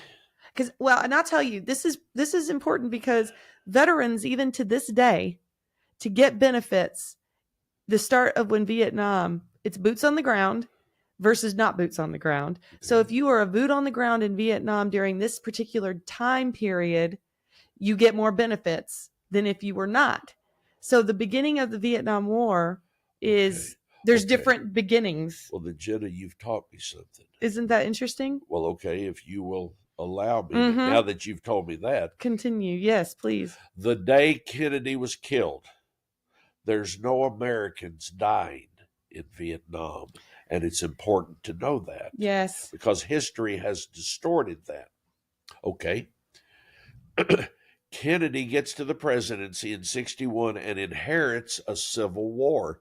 Now, why are we involved in a civil war 9,000 miles from here? In the late 50s, the provincial government in Vietnam was France. Why? Well, we won't go into that because we need to keep moving, but France was the provincial government in Vietnam. In the 50s, there wasn't a North Vietnam, there wasn't a South Vietnam, there was Vietnam. And France is the provincial government. Now, Kennedy, as a U.S. Senator, travels to Vietnam in the mid-50s with other senators, and they're over there on a fact-finding mission. Kennedy and other senators travel to Southeast Asia, and they end up in Vietnam. You want me to wrap it around that mic? No, I just want to make sure I don't pull on damage it or pull I on do. it. I have to watch that, Jenna. Okay, Kennedy's over there in the mid-50s, and what he learns from talking to the Vietnamese people is that the people hate the French. The Vietnamese people look at the French as interlopers. Well, they are interlopers. What are they doing in France? But they had been there since the end of World War II. It was a poor fit, and the Vietnamese people hate the French, and France isn't really that interested in being there. Kennedy later wrote, after his visit to Vietnam, Jenna, he wrote, "This is an untenable situation. France will not stay here because the Vietnamese people hate them and hate them being here." And sure enough, France pulls out of Vietnam in 1956. Filling that vacuum, communist China invades the northern part of Vietnam and establishes Hanoi as the new capital of North Vietnam. But from that moment on, North Vietnam is going to be controlled by communist China. Allen Dulles, our CIA director, famous man, World War II hero, Allen Dulles, CIA, fills the vacuum of France leaving Vietnam, and Dulles at the CIA, at the helm of the CIA, establishes a puppet government in Saigon, and Dulles names this puppet government the Republic of South Vietnam. And that Republic of South Vietnam's government's job is to hold off the communist Chinese in the north. That's their purpose, to hold off the communist. But that puppet government was created by our CIA. Kennedy inherits this situation in January of 61, and that's why he feels compelled, Kennedy, to keep sending military advisors. On Kennedy's watch, he continually sends military advisors to Saigon to assist this fledgling puppet government in their struggle with the communists. Kennedy is compelled to do that because his government created this Republic of South Vietnam. It's important to know this as far as the events that led up to November 22nd. On the day Kennedy arrived in Dallas, Texas, November of 63, no Americans are dying. These advisors that Kennedy keeps sending, these military men that are over there, in the mornings, these military men are advising the Republic of South Vietnam. In the afternoon, they're playing racquetball. They're not fighting. They're advising. But we were in a conflict because we are in an advisory capacity. Exactly. That he inherited. Yes. Okay. He has no intention of letting our presence over there escalate into a moment where he has to commit boots on the ground. You can find Kennedy in television interviews in the fall of 63 saying it's their war to win. You've probably seen him. It's their war to win. Okay. Beginning in January of 61 all the way through November of 63, Kennedy is feeling tremendous pressure from everybody around him, including his military advisors, to keep increasing our footprint over there. Kennedy knows why everybody's pushing. It's time to get into a war. And he's determined that that's not a good enough reason to put boots on the ground. We'll keep advising them. Okay. I'm going to keep going, Jenna, till you stop me. No, this is very good because this leads us to November 22nd, absolutely. Which is what we're trying to do. Kennedy knows who his enemies are. He doesn't know if they'll ever try to hit him, but he knows who his enemies are. And so does his brother, the Attorney General. Excuse me, Jen, I'm sorry, but I've got a nasal thing going on. Was he very trusting of Bobby? Yes, completely. And was it good that he did? Yes, because... Well, obviously they had a common enemy because that's part of the files that were opened. That is correct. Recently, anyways. That is, they're being commanded by Trump to open them. If we have time, we'll get to RFK's death because it's all connected. Kennedy knows who his enemies are. So does his brother, the Attorney General. He doesn't know if they'll ever try to hit him, but he knows what they want. They want a war. Remembering earlier when I listed who are his enemies. Most people, Jenna, don't think of U.S. Steel and the Federal Reserve Bank as Kennedy's enemies, but they were. Can I ask you a question? Sure. How was he depicted in the media at this time? Was he pretty popular, or were they trying to sabotage his presidency? On the day of his death, he had a 57% approval rating. Okay. And that approval rating told him that he's going to get reelected in 64. Do you want me to move that light? Only if you want me to. I mean, okay. No, it's not bothering me. Did I move it? Well, it's just so close to you. It is not bothering me. Okay. He believes he's going to win in 64. But they weren't trying to actively sabotage him. I don't know that the press and the government had really started just colluding like that at the time. That's happened in your lifetime. That's happened in my lifetime. So that was separate. Yes. And he was a popular, I would imagine he was pretty, I mean, if he had 57% approval rating. On the day of his death, he's at 57. Well, that's huge. He believes he'll be reelected, but he doesn't want to take any chances. A lot of the things he wants to finish, he's going to need a second term. And by this point, we'd already gone through the whole Martin Luther King situation also. No. When did that happen? 68. 68. Dr. King and Robert F. Kennedy are both executed less than 3 months apart in 1968. Okay. And both of those moments are connected to November 22nd. But didn't John F. Kennedy speak to get Martin Luther King out of jail? Or was that Robert that did that?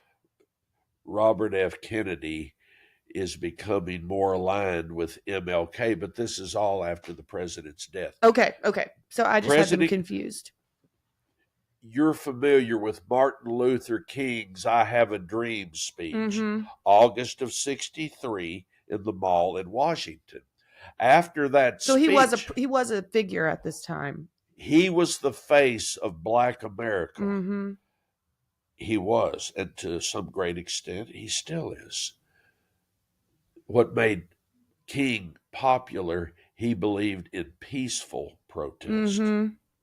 That was the benchmark of what he believed. But King, like John Kennedy and Robert Kennedy, became a threat to the establishment as his popularity grew. John Kennedy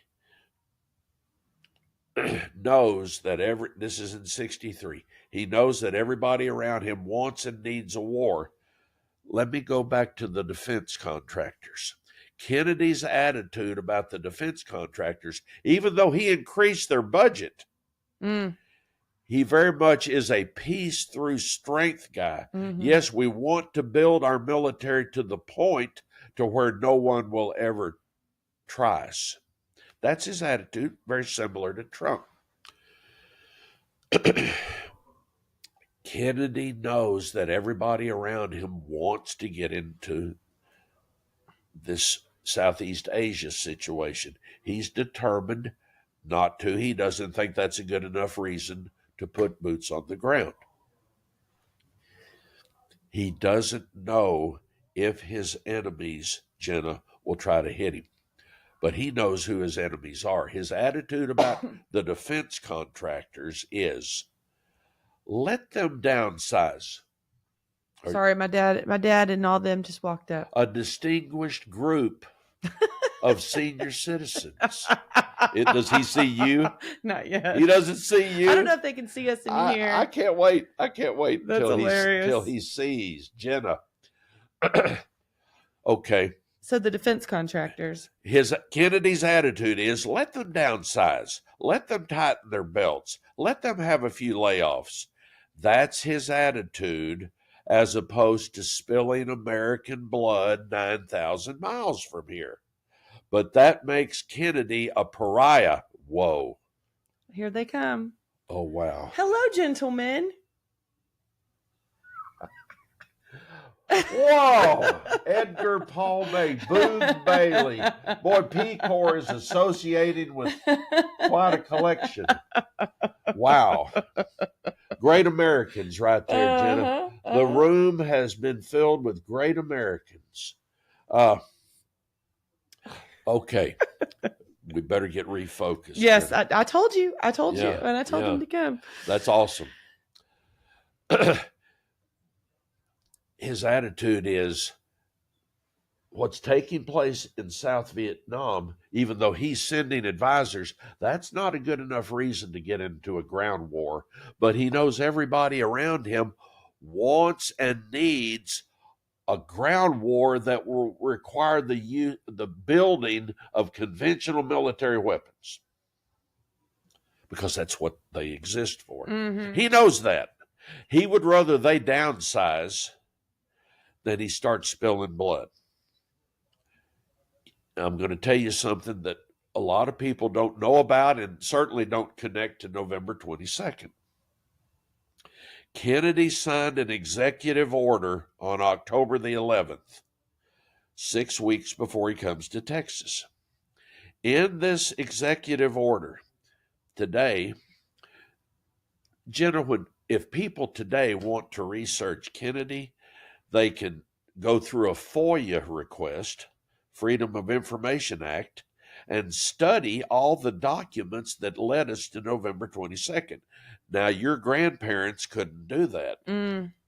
But today, any concerned citizen that's trying to figure out how we got to where we are can file a FOIA request and find the documents that led to November 22nd. Kennedy signed an executive order on October the 11th. And this is forgotten by most people, but for the purpose of our discussion, it's important. Kennedy's document today is known as NSAM 263. If a president signs an executive order, and that executive order has to do with military involvement, it's known as an NSAM, National Security Action Memorandum. And Kennedy signs this document on October the 11th.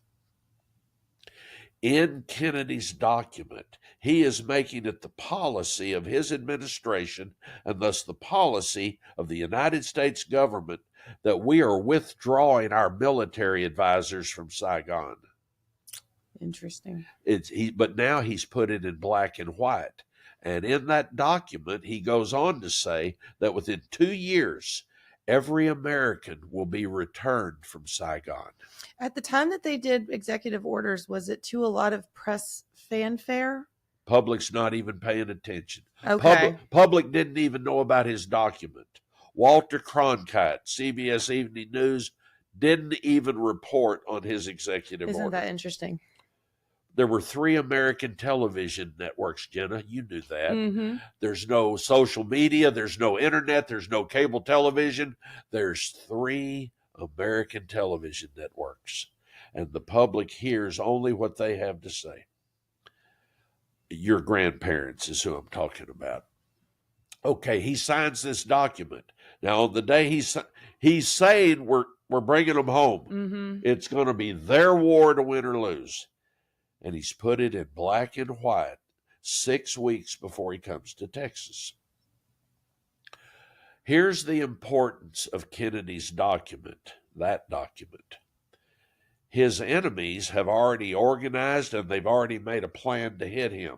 All these entities I brought up, they've already made their plans. The plans are in place the day Kennedy signs that document. Here's the importance of the document and the timing of him signing that document. If Kennedy's enemies, who become these conspirators, this cabal, if they had anywhere built into their plans, maybe a fail-safe moment, or maybe something will happen that they'll abort their plans. Maybe in their plans they have built in, maybe Kennedy will do something differently or change his focus and will abort our plans to hit him. If they had anywhere built into their plans an abort moment, once his enemies read his document on October the 11th, then that triggered them, that told them, well, there's no fail-safe, we're going. The importance of his document is he's just signed his own death warrant. But he didn't know that. And that's the importance of his document. Let's take what we're discussing, our subject, let's take the moment a few days beyond November 22nd, because we know what happened on the 22nd. Let's go to Tuesday, November 26th. This is the day after Kennedy's funeral. On the 26th, Kennedy's successor, Lyndon Johnson, is meeting in the Oval Office with the Joint Chiefs of Staff. These admirals and generals with Johnson on the 26th. 5 days earlier, these men were advising Kennedy, but on the 26th, they're advising Johnson. And in that meeting on the 26th, Johnson signs an executive order known today as NSAM 273. And Johnson's document overrides Kennedy's document from October the 11th. Interesting. And nobody today wants to talk about that. It's very uncomfortable to talk about, but it's our history, and that's what people pay me for, to talk about Johnson's document on the 26th, which overrides Kennedy's document. And in Lyndon Johnson's document is the Vietnam War. And the result of Johnson's document is that over the next 11 years, so now, Jenna, we're going to go into the 11 years of our history known as the Vietnam years. Forgive me, Jenna, I'm sorry, I just can't help it. That's okay. Over the next 11 years, 1964 to 1975, 7 million Americans are airlifted to Southeast Asia. This was not what Kennedy wanted. 7 million Americans are airlifted to Southeast Asia. We know more things about those years. I'm going to pick on Bell Helicopter, Fort Worth, Texas, instead of LTV, Grand Prairie, Texas, so it won't be quite as close to home. But I'm using Bell Helicopter in Fort Worth as an example of all these contractors. In November of 63, Bell Helicopter Fort Worth, like these other contractors, was facing serious layoffs, serious downsizing. Between 1964 and 1975, Bell Helicopter Fort Worth, Texas, produced 20,000 Huey helicopters, and they were all shipped to Southeast Asia. And in that 11-year period, Bell Helicopter had the greatest growth and the greatest profits in the history of their company. If anybody is interested, newspapers.com has the Grand Prairie Daily News, the electronic, the digitally, and it talks a lot about this during that time. I mean, LTV and all these places are they're basically, LTV is the basis upon which Grand Prairie grows. Absolutely. So it's a very huge part of our history. Tremendous. I mean, I live in Avion Village, where that entire place was built to bring people in. Paul May grew up in Avion Village. And it was built specifically for people that worked for LT. So I mean, during the World War II. Yes. So it's not like it's a secret. And I have a question. Do you feel like, and I don't want to throw some more conspiratorial questions, but why do you think it was in Texas that this happened? Okay. Do you think that was like that was planned that way? I mean, we know there was a plan, obviously. That's why he was assassinated. And there was an architect for Dallas. One man was asked to plan that. Mm-hmm. I'm not going to give you his name unless you make me. Is Are it you important? going to demand? Do you need me to demand? Please, I demand that you tell me his name. Because your father has that name from our tour. And you don't mean an architect literally. You mean the person that planned the trip. A person planned Kennedy's execution. Mm-hmm, mm-hmm.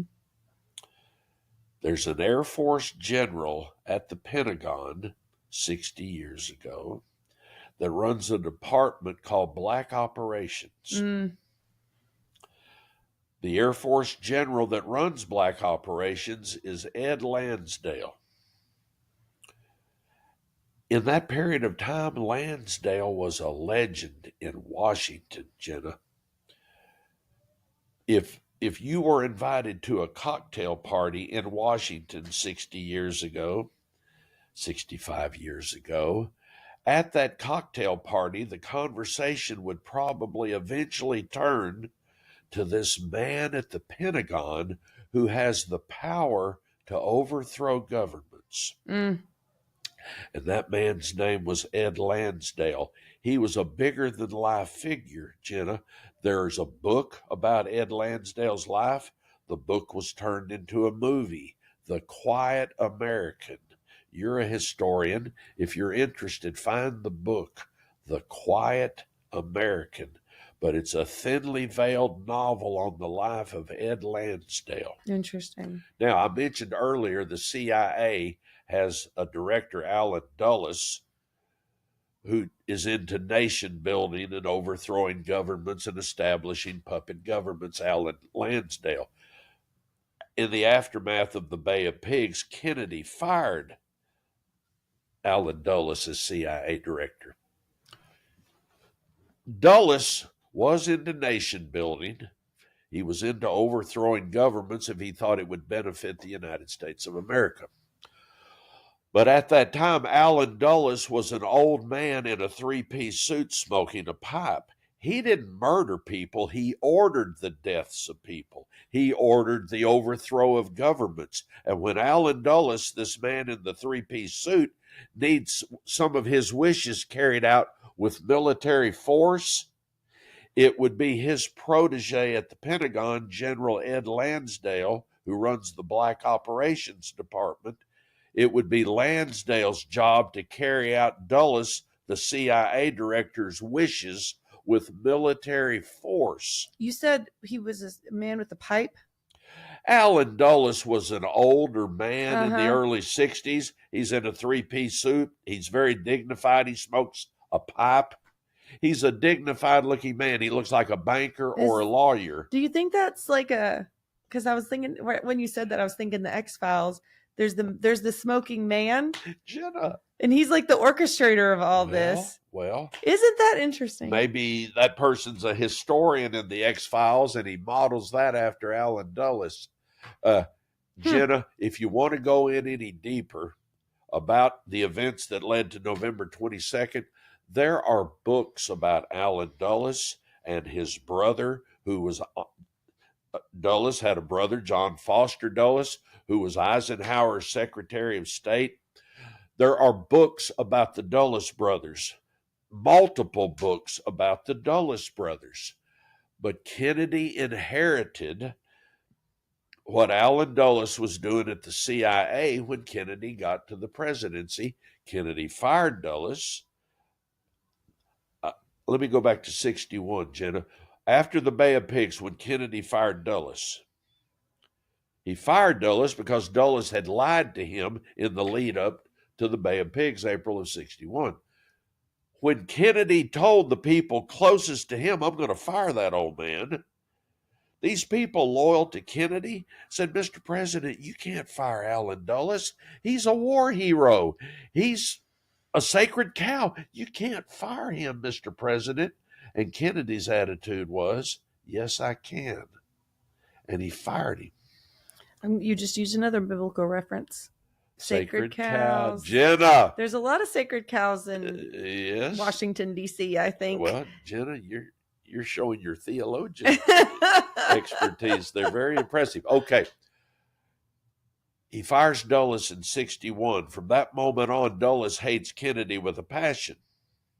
In the aftermath of Kennedy's murder, a blue ribbon panel of respected Americans is assembled to investigate Dulles.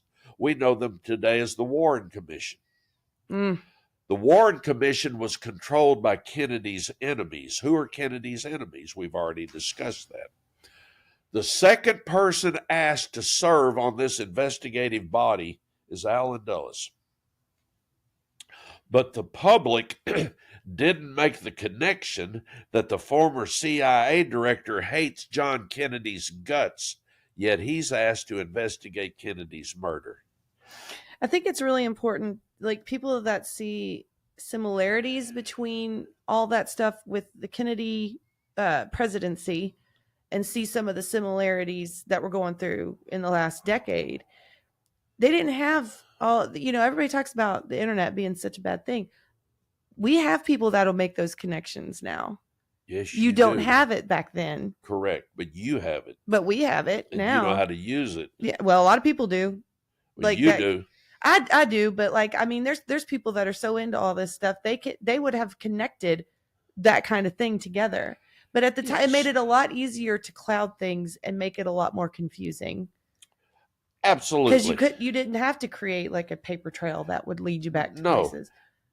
Things were primitive enough in November of 63, Jenna, that there's not even any live television coverage of Kennedy's motorcade that day. There are occasional amateur photographers along Kennedy's motorcade route. That's such a good point. That's why the Zapruder tape was so important. Because that was a private citizen that recorded history. So they didn't even send news stations? Oh, well, okay. Let's talk about that. I mentioned a minute ago. Oh, they didn't send a... Well, okay. No, they did. They did, but okay. I need to add some fabric to what I'm saying. Even in Kennedy's day, White House reporters and photographers travel with him wherever he goes. Normal Secret Service protocol at that time was if a president, in this case Kennedy, is in a motorcade situation, the photographers traveling with Kennedy will be put in an open car immediately in front of him to record the motorcade. And that policy was followed on Thursday, November 21st in San Antonio, the first stop on his trip to Texas, and later that afternoon in Houston, his second stop. When he made stops in San Antonio and later Houston, the photographers traveling with him were put in an open car immediately in front of him. And you can find old newsreels of Kennedy in San Antonio and Houston on the 21st. That protocol was abandoned when Kennedy arrived at Love Field in Dallas on November 22nd. So, Jenna, over the years, I've learned things that are very disturbing, unsettling, but the people that pay to do a tour with me, they want to hear these things. But one of the disturbing things that I learned over the years was that several key Secret Service men were controlled by Kennedy's enemies that day. That's disturbing. Nobody wants to hear that. Nobody wants to believe that. You know, you talked earlier, Jenna, about how some people just can't go there. Some people can't go there, but you have to go there to get to why November 22nd happened. I think people are a lot more open-minded to it Today. Your generation has become very distrusting of the voices on television. But Jenna, that distrust began with November 22nd because the public eventually realized they were being lied to about why Kennedy was murdered. Okay, yes, some key Secret Service people are owned and controlled that day by the conspirators. Now, we've already talked about who Kennedy's enemies are. I'd also like to say, nobody thinks that they're the bad guys in the situation. Right. So when we say controlled, it's not like they don't think they're on the wrong side of that. They think that they're doing it for a righteous reason. Everyone thinks that they do things for righteous reasons. The ends. Your wisdom is beyond your years. So to say that there's like this shadowy, like evil side that thinks that they're being evil, they don't think that they're being evil. No. They think they're doing the right thing. The man that carried out... That's how deceiving we are. No, Jenna, it's correct. The man who carried out Kennedy's murder, this Air Force general at the Pentagon, he thought he was a patriot. Right.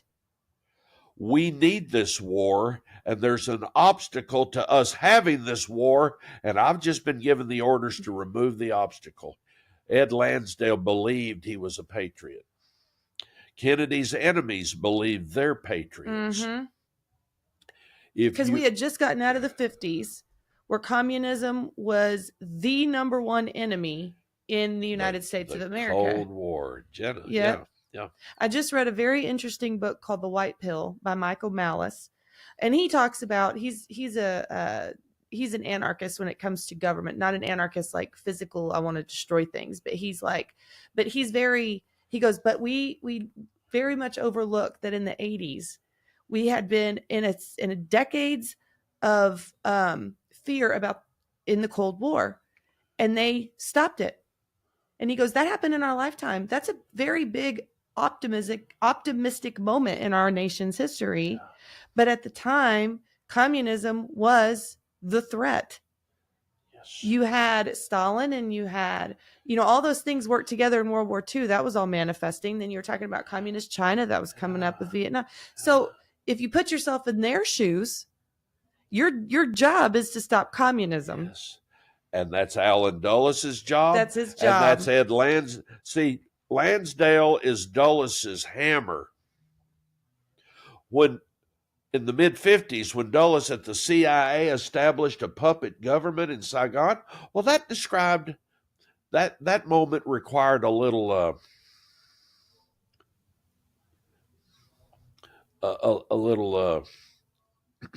strong arm tactics. Well, that's Lansdale that provides that for his benefactor, Dulles. They were together in World War II. Okay, Lansdale. If you will allow me to drag you in a little deeper, Dallas was not plan A to hit Kennedy. Plan A, Lansdale, this guy at the Pentagon, Plan A is November the 2nd in Chicago. Now, I'm not going to go into that unless you insist. But the plan is to hit Kennedy on Saturday, November the 2nd in Chicago. If you're interested in that Piers Morgan I was talking about, the most recent, they talk about Chicago and the mafia. And they talk about just that whole. So if you're interested, they talk about that a little bit on Piers Morgan. Piers Morgan, I know he's smart guy. He has a good show. He has a guy that he has a panel that talks about this. Okay. And that, because that's a whole nother discussion about all this, is just utilizing the mafia to carry out some. Well, Jenna, Joe Kennedy. That work in sanitation. Just kidding. That's a Tony Soprano reference. Oh, I like that. The Sopranos. Some of Joe Kennedy's business partners were mobsters. Mm-hmm. So it is more connected than we even can imagine. Mm-hmm. The plan to hit Kennedy in Chicago on November the 2nd was aborted. Mm. The next plan is Monday, November 18th in Tampa. That was aborted. And then 3 days later, he starts the Texas trip. Mm. So the reason I'm bringing this up, the man that I'm giving credit for orchestra. Now, you understand, Lansdale is an instrument. Mm-hmm. The order, see, when we discuss Kennedy's murder, people want to know, where are the shooters? What are the shooters' names? Where are they? And I go through that. But what you really want to know is who put them in position, who gave the order. Mm-hmm.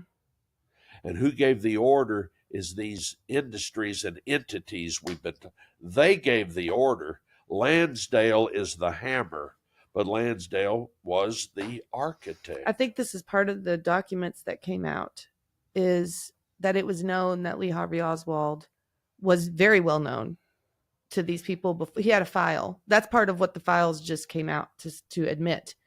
So it's not like he was just some random person that had done all this himself. No. Now, you haven't asked me this, but let's just go ahead and mention Oswald. Lee Oswald did not fire a rifle on November 22nd, 1963. Mm. If I can prove that, would that absolve Oswald of killing Kennedy? Yes, because Kennedy was killed by rifle fire.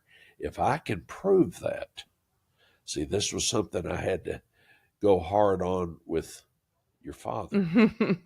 If I can prove that, would that vindicate Oswald? And the answer is yes. Oswald had nothing to do with murdering John Kennedy. But the people that I have been blaming for Kennedy's death, U.S. Steel, the Federal Reserve, our defense contractors, big oil in Texas, those people generally don't know how to kill someone. That's why they turned to Lansdale. But Lansdale does know how to overthrow governments. Okay. When the decision was made to hit Kennedy, and that decision was made 5 months before he came to Texas. That's what I'm saying about Lansdale, is he has time to put all this in place. But not only is Lansdale planning a hit on Kennedy, he's planning multiple scenarios. Now, I'm just telling you, you shouldn't believe me. See, I always tell people when I'm with them, Jenna, don't believe me. But if I've compelled you to look into this deeper, that's all I'm trying to do.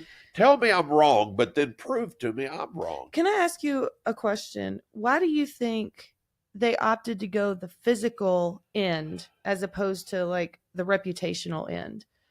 Like, if their goal was to stop his power, why wouldn't they have tried to do it in a way that wasn't an assassination?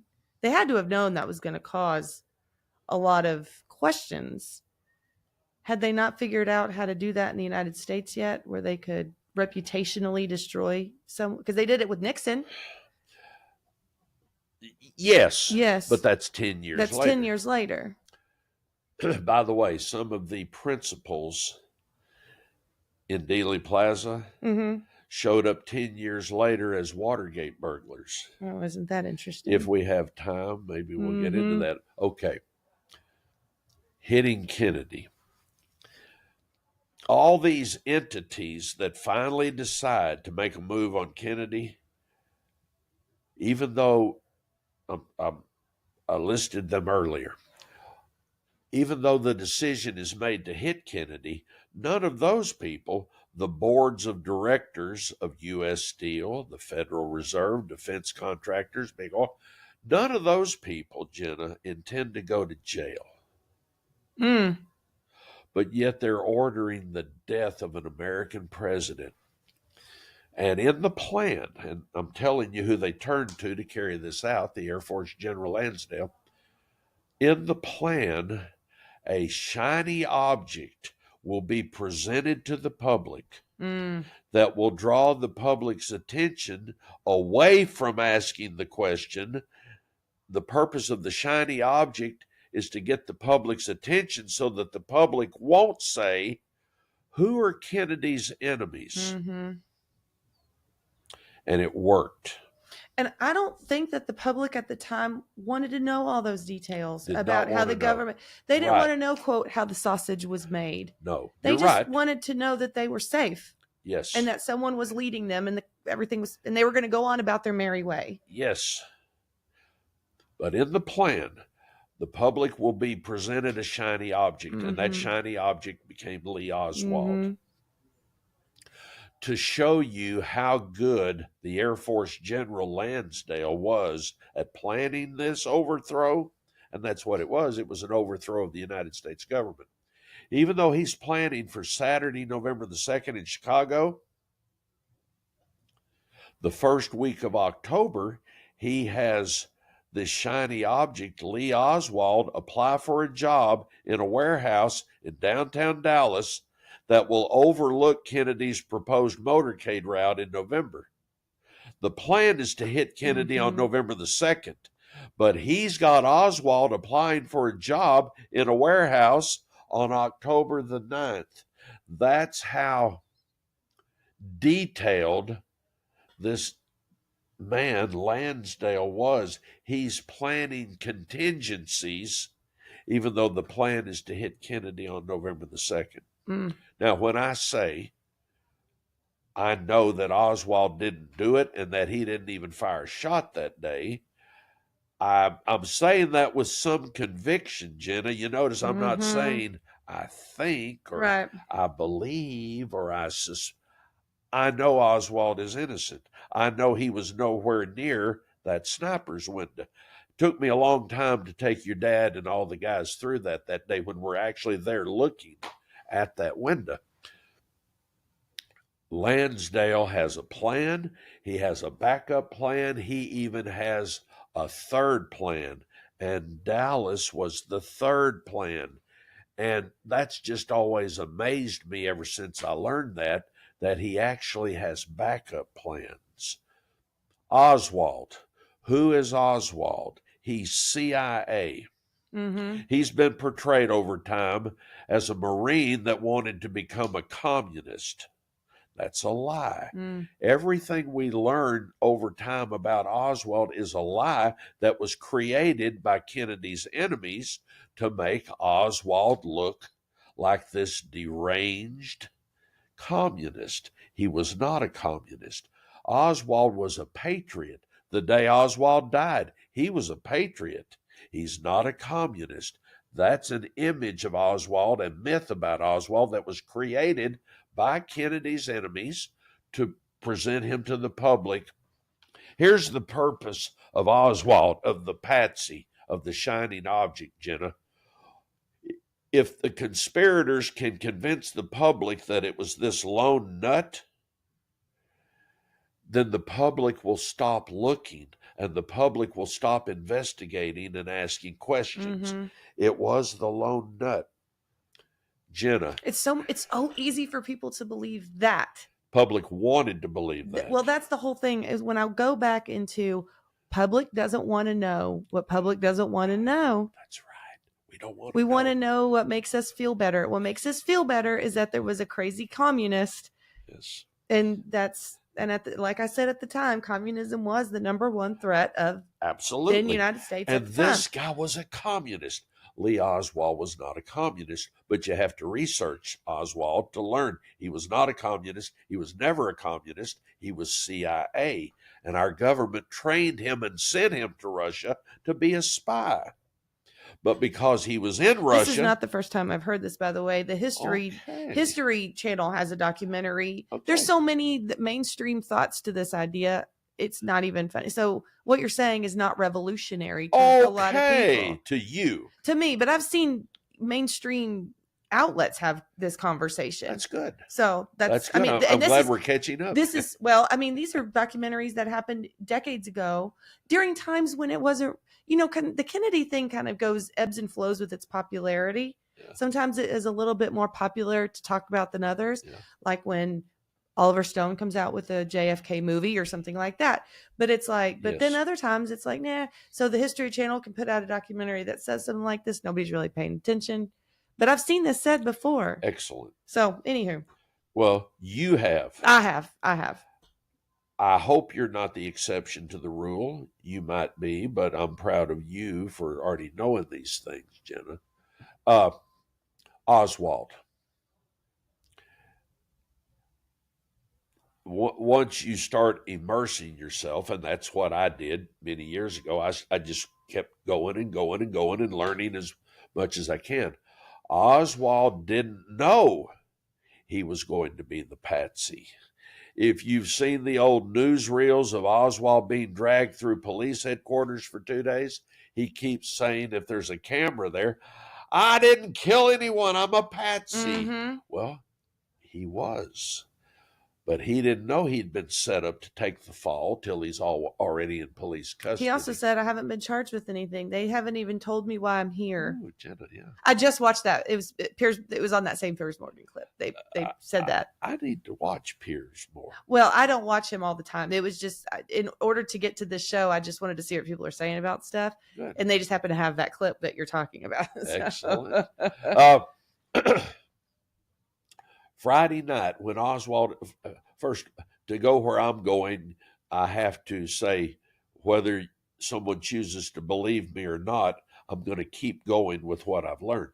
By Friday night, November 22nd, Oswald is in police custody downtown. That night, FBI agents perform a paraffin test on Lee Oswald. He hasn't been accused of murdering the president or the police officer, J.D. Tippit, yet. He hasn't even been accused of it. But he's given a paraffin test. Mm. If you are familiar with it, good. If not, if lawmen have someone in custody and they think that person killed somebody else with a gun, they'll perform a paraffin test. In this case, on Friday, November 22nd, the authorities are looking at Oswald as potentially killing the president. Because the president was killed with rifle fire, Oswald was administered a paraffin test, and his face is covered with paraffin. When the paraffin dries, the FBI guys remove the paraffin, and now they have a paraffin mask.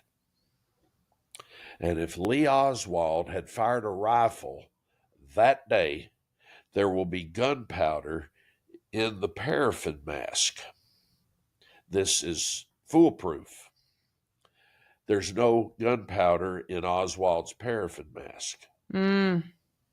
He fails the paraffin test. And one of the FBI agents that performed this test on Oswald called Washington, got the director on the phone. J. Edgar Hoover is one of the main beneficiaries of this moment. It is Hoover who will create for the public's viewing the lone nut idea. And the FBI agent in Dallas calls Washington and tells Hoover, Chief, it's not Oswald. He didn't fire a rifle. Well, paraffin test be damned. It's going to be Oswald. The public will never know about the paraffin test. And Hoover went on with his creation of the myth. What made Kennedy's murder different from a murder investigation for someone else, Kennedy's enemies controlled the aftermath. Mm-hmm. Their power is so vast that they're actually able to control the narrative afterwards. Kennedy's enemies in the aftermath have control of the 3 American television networks. Today, that's not that hard to believe. Once upon a time, that was hard to believe. Kennedy's enemies have control of the 3 American television networks and the major newspapers and magazines. They do. And the narrative is going to be created by Hoover, the FBI director, that it is a lone nut. There's nobody else involved. Oswald had no conspirators. It was one guy that went off the rails. Now, that's going back to what you're saying. The public wanted to embrace that, because if that's the truth, then we're heart struck, we're grieving, but we're going to move on. It's a tragedy. There's nobody else to investigate. Right. Okay. And it worked. And my motivation today, what makes my hackles sit up and turn red today, why I stay motivated, is they got away with it, Jenna. So after that, I mean, you were, how did you say you were 9? Yes. Okay. So maybe you're too young to remember the answer to this question. How many people in your, like, let's say in the 10 years that followed that event, how many people questioned whether it was a conspiracy, and how many didn't care? They just thought that what they told, like, was it a conspiracy question and a theory? The word conspiracy theory comes from this entire thing, just FYI. Excellent. So Jenna. that conspiracy theory is also a concoction, because if you can make people feel that they're dumb that they're crazy lunatics. Yes. But was there anybody at the time that questioned this? When did it start becoming a conspiracy theory? The Warren people are organized by the conspirators to show the public that we're going to get to the bottom of this. The Warren people released a report to the public in September of '64, 9 months later, the Warren Report. And that official explanation is the one person did all this with no Confederates. The public, at some number of the public, read the report. Not every American read the report. The public heard Walter Cronkite say on the CBS Evening News, we can have confidence in this report that they got it right, that it was Oswald and Oswald alone. Where did they release the Warren Report? Was it in newspapers? Yes, but it was also in the form of a book.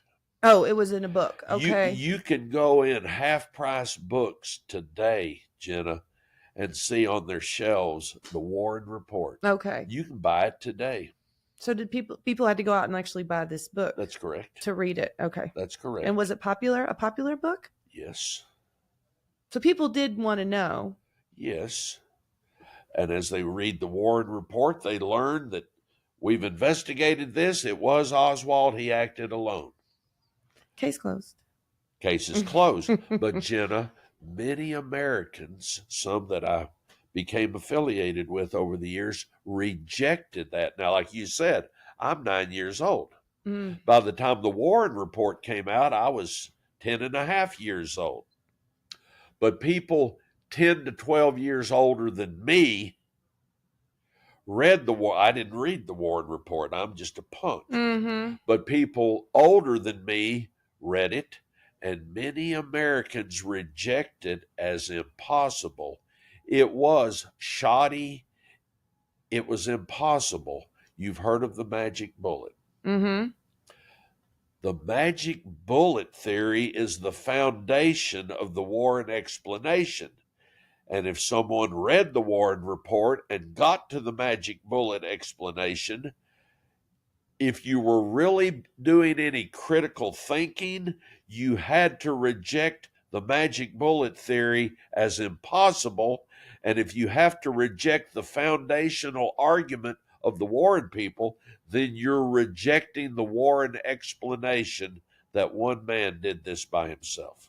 So the Zapruder film probably threw a kink into all that. Yes.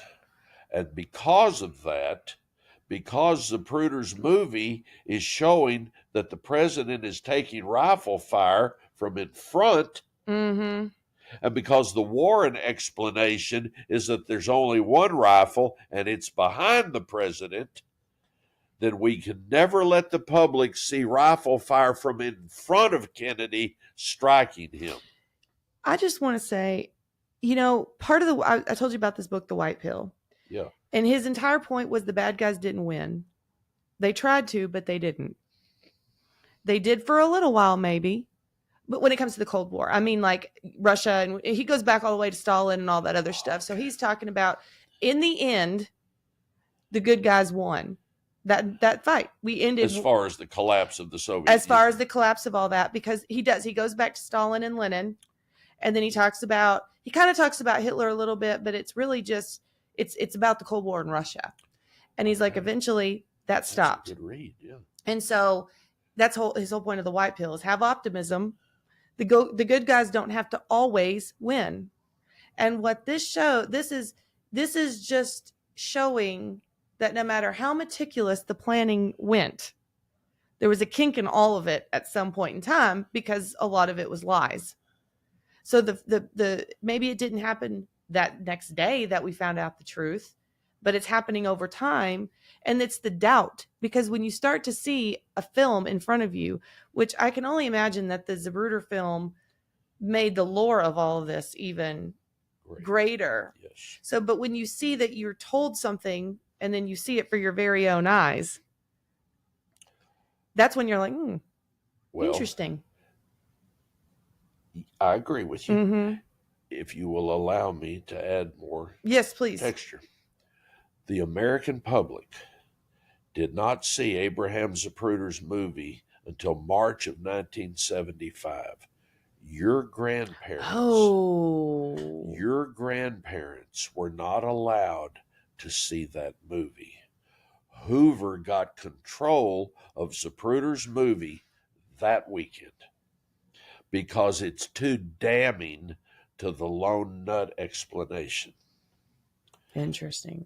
I think I remember that now that Your parents were not able to see that movie till March of 75. But we all forget this. We forget the timing of all this. But it's my job to remind us. Hoover got control of Zapruder's movie. Why is Zapruder's movie so important? Why is it so damning? Going back to Kennedy arriving at Love Field that day to begin the Dallas Motorcade. I told you earlier, on Thursday in San Antonio and Houston, all of the official photographers are riding right in front of him. By the time he arrives in Dallas, that cannot be allowed. And as the White House photographers traveling with Kennedy, who were with Kennedy on Thursday in San Antonio and Houston, as they deboard Air Force One at Love Field an hour before Kennedy is murdered, the Secret Service agents waiting at Love Field for Kennedy, who have all the vehicles lined up that will be his motorcade, the photographers getting off of Air Force One are told by the Secret Service, you go get in that red and white Continental Trailways bus. There's a bus, 8 vehicles behind Kennedy's car. And the photographers with Kennedy are commanded by the Secret Service at Love Field, you go get in that bus. And none of those photographers had the authority to say, no, we're not. You're going to put us in front of the president. So they all, like sheep, go get in the bus. And the purpose of that is Dealey Plaze is not going to be recorded. That means the Secret Service agents at Love Field know that moment's going to happen in Dealey Plaze, and they've been told by superiors, get them as far away from the president as possible.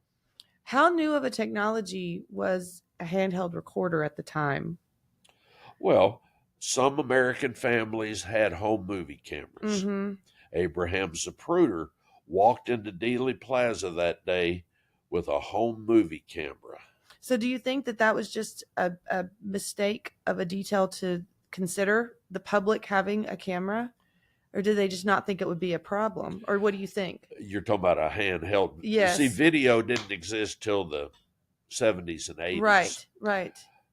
But it was considered a luxury item, but some American families had home movie cameras, but more didn't have them than had them. Mm-hmm. Like my family didn't have one until 1967. Mm-hmm.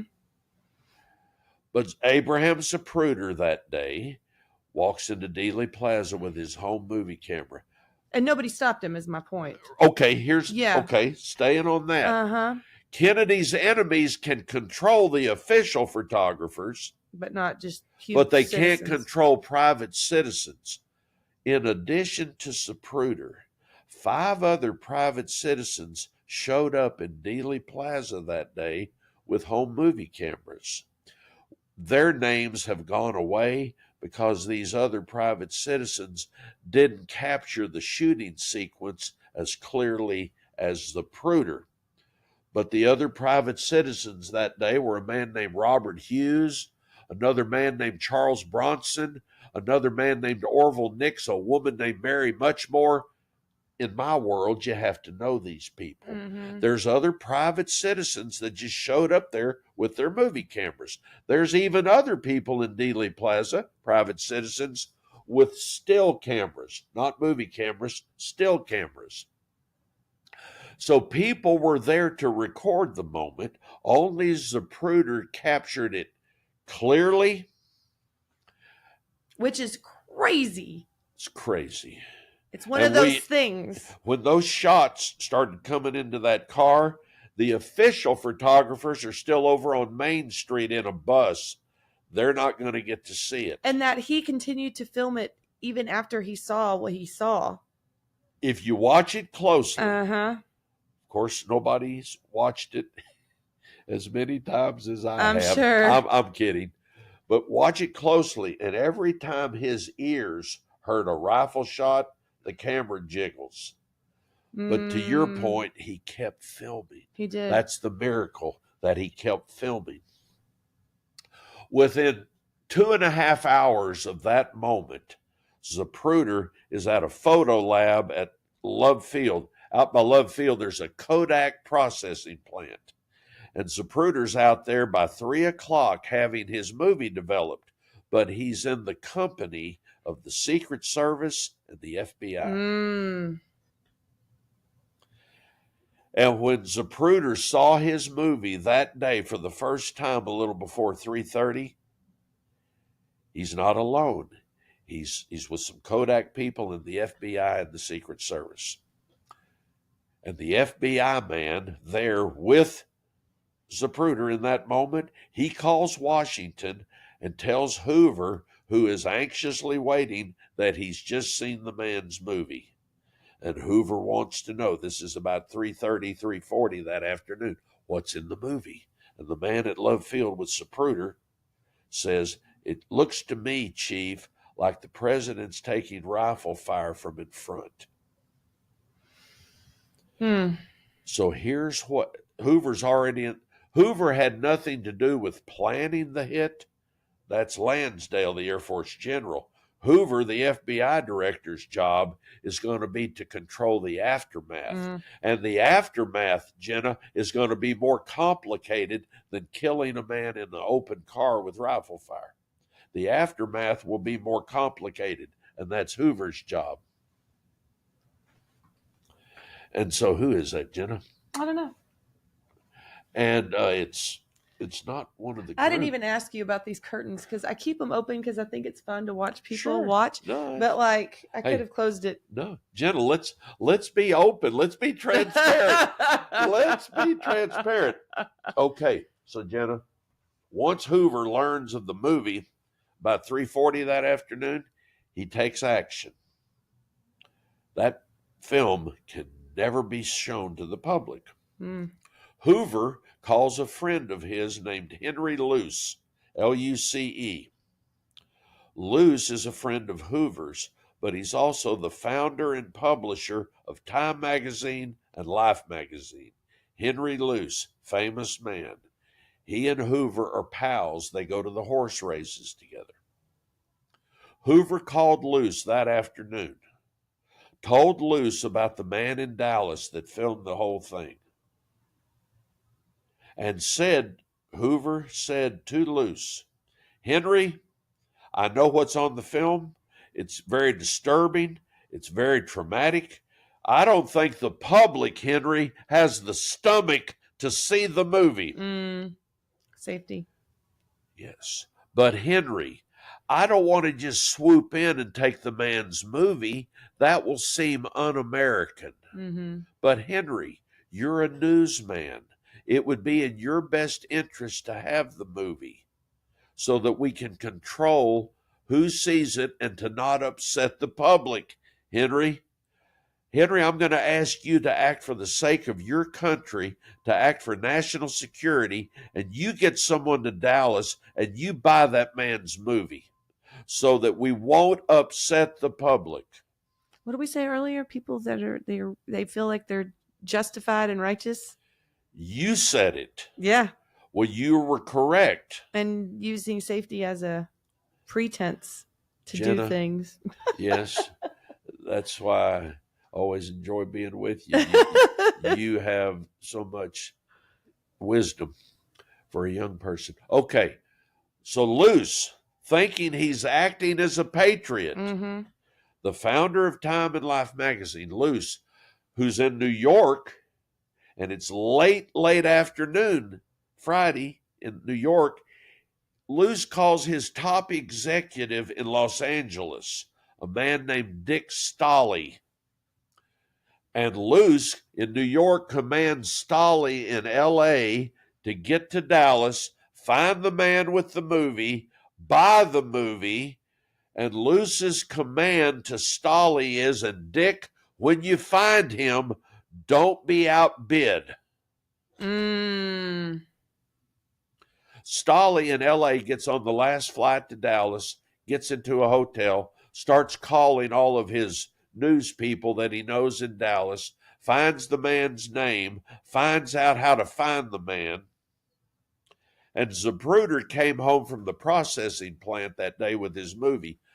Zapruder had Kodak develop his movie and make him 2 copies.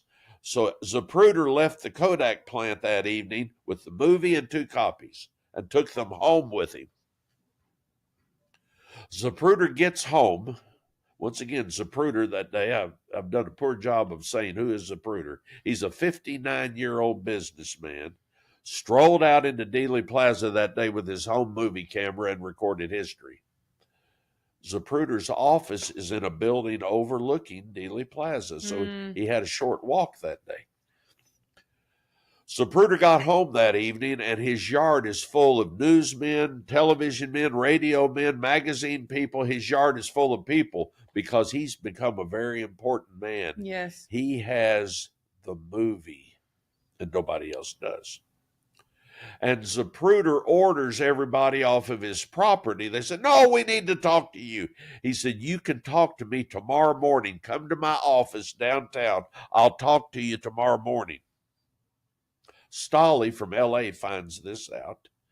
And at 9 a.m. Saturday morning, November 23rd, Zapruder arrives at his office, which is in a building overlooking Dealey Plaze, the Dowtex building. It's the building just east of the school book building. Zapruder arrives, and his reception area is full of newsmen, magazines, newspapers, radio, television. But Stolley is there. Stolley goes up to Zapruder, introduces himself, says, I'm with Time Life. Talk to me first. So Zapruder invites Stolley into his private office. And in a very short visit, the 2 men agree that Zapruder will sell his movie, his 2 copies, and his silence to the Time Life Corporation for $150,000. And now Hoover, through his friend Luce, has control of Zapruder's movie. And Jenna, the public is never going to see that movie. Every November, Luce, Time and Life, would publish individual frames of the movie in Life magazine. You can go in antique stores today and find stacks of Life magazines, and you'll find some Life magazines from the 1960s that have individual frames of the movie, but you can't put it together by looking at a few frames. No one is ever going to be allowed to see the movie, and no one does. Until March the 5th, 1975. 75 or 65? 75. For 11 and a half years, no one sees that movie. Oh, okay, so earlier you said 65, so you meant 75. I'm sorry. Okay, good. No, I'm glad. I said beginning from 64 to 75 is the Vietnam War. Yes. But if I said 65, I misspoke. 75, okay. Because you were talking about your grandparents. Okay, yes. I'm sorry. Yes. The public never sees it until March the 5th, 1975. If you're still interested, I'll go on. One of the early researchers trying to get to the truth is a man named Robert Groden. Groden is alive. He's 79 years old. Still to this day? He's alive. Mm-hmm. He's 79, and he lives 20 miles south of here. Robert Groden. Groden was one of the first Americans to reject the Warren explanation in 1964 and trying to solve this. Groden's gift in life is photography. Groden is in New York. He's a New York City guy. Groden read the Warren report. He rejected it as fiction. He rejected it as impossible. And he set out on his own to solve the crime, Kennedy's murder. Groden. Let's take Robert Groden from 1963 to 1968. 5 years later, Groden is working at a photo lab in Manhattan. This photo lab is located next door to the Time Life building in Manhattan.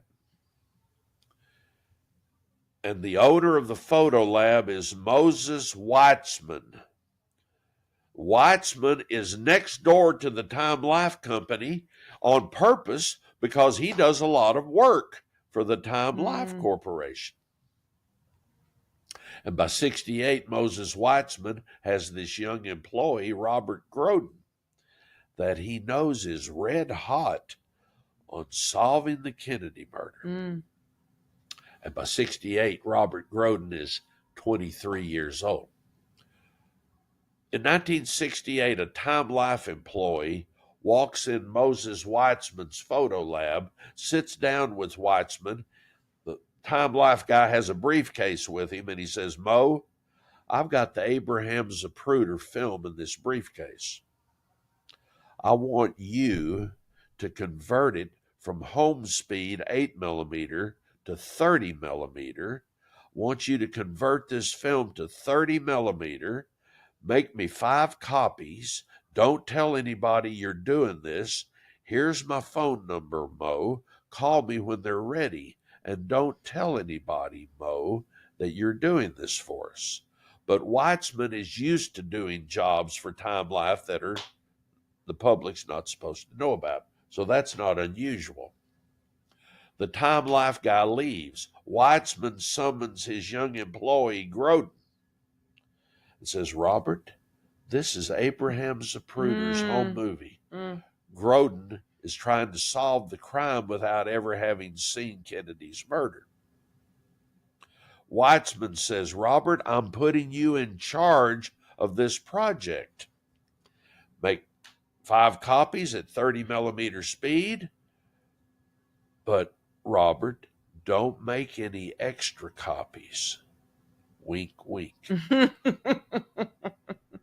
So maybe Moe wanted Robert to solve the crime. So now Grodin's worst fears are confirmed. Kennedy is taking rifle fire from in front, but Grodin doesn't see this till 1968. Okay, now let's take Grodin from 1968 forward in time to 1975. Mm-hmm. By 75, Grodin is 30 years old, but he's been very careful about who he shows the movie to and who he talks to about it, because that would be dangerous. But by 1975, J. Edgar Hoover is dead. Hoover died of FBI director, one of the conspirators. Hoover died of natural causes in 1972. And after Hoover's death, things loosened up a little bit. Okay, in 1975, there's a young investigative journalist by the name of Geraldo Rivera. Heard of him? Even your generation, okay. In 1975, Geraldo is 32 years old, but he's been successful enough that ABC has given him a late-night television show, and it's called Goodnight America, and he comes on after Dick Cavett. Cavett is ABC's competition to Johnny Carson on NBC, late-night talk show. After Cavett goes off the air, Geraldo comes on, and his show is called Goodnight America. So Geraldo's making quite a name for himself, even though he's just 32 years old. Geraldo learns in 75 there's this guy in New York that has the Zapruder movie. Well, Geraldo's never seen it. Nobody's ever seen it. Nobody's ever going to see it. But Geraldo learns there's this guy. And he goes in search of the guy, and he finds him, and it's Robert Grodin. So Geraldo finds Grodin, sits down with Grodin, and says, I'm sorry, Jenna. It's okay. And says, what are you going to do with the movie, Robert? And Grodin says, well, when I have the proper opportunity, I'm going to show the world what happened in Dallas. And Geraldo self-servingly says, Robert, this is your chance. Come on my TV show. Let's show the world. And Grodin said, well, give me your phone number. I'll think about it. Because Grodin knows that would put his life at risk. Grodin agreed to show the world the movie. He called Geraldo. He said, I'll do it with two conditions. One, you can't promote what I'm going to do ahead of time. You can't tell anybody what I'm going to do. Right. And on the day that we agree upon, you will send armed security guards to my apartment to escort me to your studio. And then afterwards, they will escort me back home. And Geraldo agreed to the conditions. So on March the 5th, 1975, I'm 21, Jenna, and I'm watching Geraldo because I'm not under a curfew, even though I was still living at home. Anyway, I'm watching Geraldo. Now, I was already on the case, had been for a couple of years, but I hadn't seen the movie. Geraldo comes back from a commercial break, introduces this man, Robert Grodin, to the world and says, this man knows more about John Kennedy's murder than any man alive. Robert, take it. You can watch this. You can pull up Geraldo and Robert Grodin, March the 5th, 1975, on the internet. You can watch this. I had no idea Geraldo had anything to do with any of this. So Robert sets up for this. There's a studio audience. Robert sets up what they're about to see. He shows the movie, and the key to this moment is 9 million people are watching Geraldo, But Jenna, remember in 75, there's no internet, there's no cable television, there's just 3 American television networks. And if your parents and I are up late and we want to watch television, we got 3 options. So even late at night, you have a large audience, large viewing audience. Because Grodin had the guts to go on Geraldo and show that movie, because there was a large audience watching that movie for the first time, the public is now enraged. And within days, hundreds of thousands of Americans are contacting their elected officials in Washington demanding that our government reinvestigate Dallas. Wow. And this happens only because Grodin had the guts to go on Geraldo. So in my world, Grodin is a heroic figure, a historic person, because he showed the world the movie 11 and a half years later. Some congressmen get together in a room, and there's no one in Washington that has the stomach to reinvestigate Dallas, but a few unlucky congressmen become the House Select Committee on Assassinations.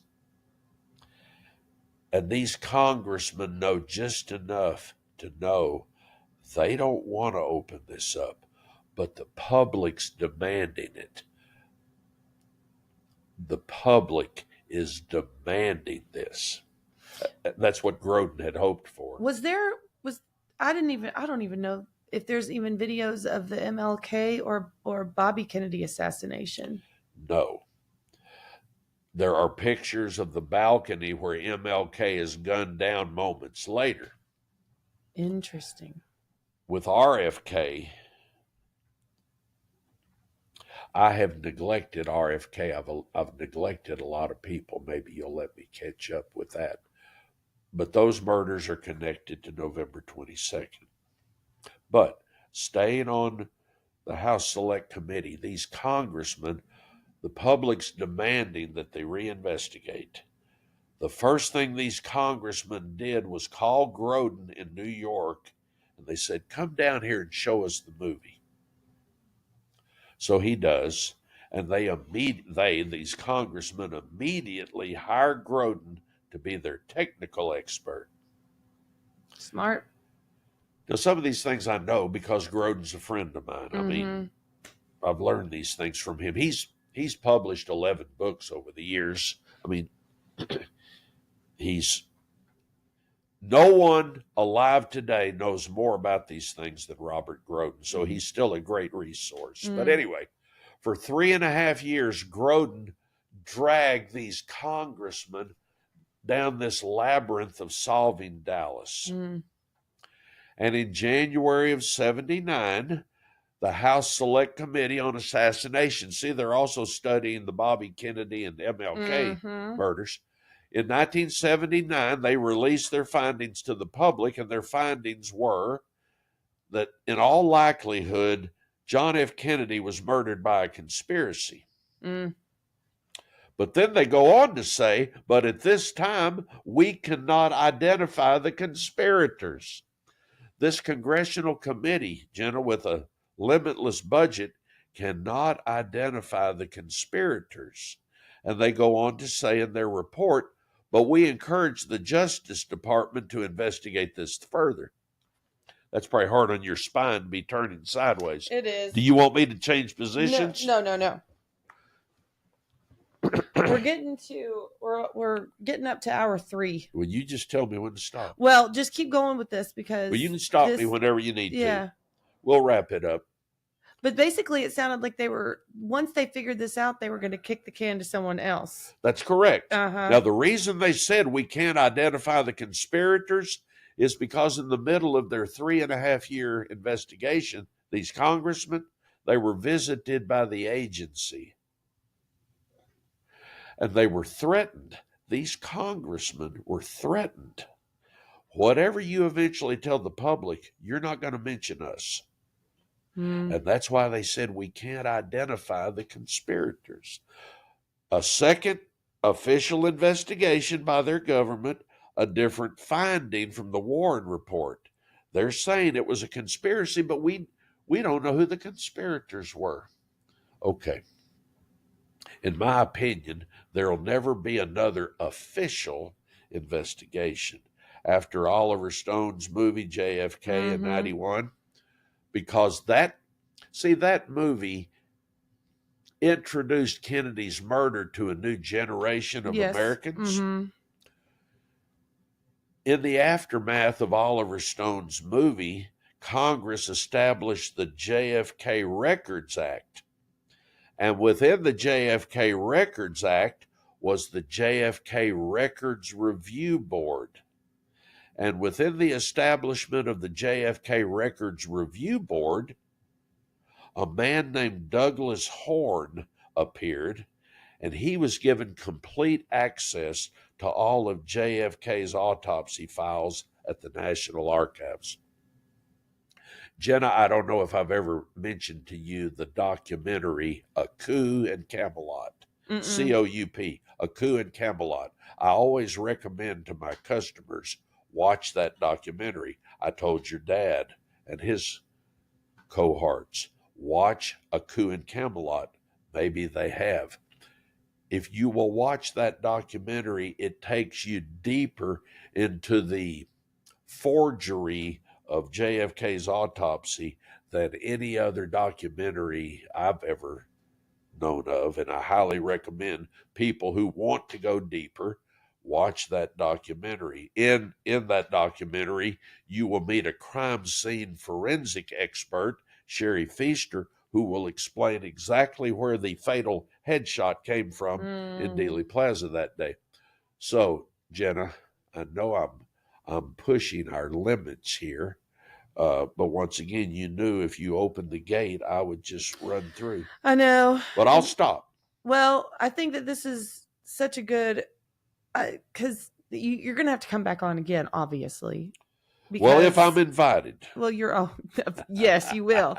But this is, I mean, we didn't talk much about the actual assassination, and I'm glad we didn't, because I think all this other stuff is it's stuff that nobody really talks much about.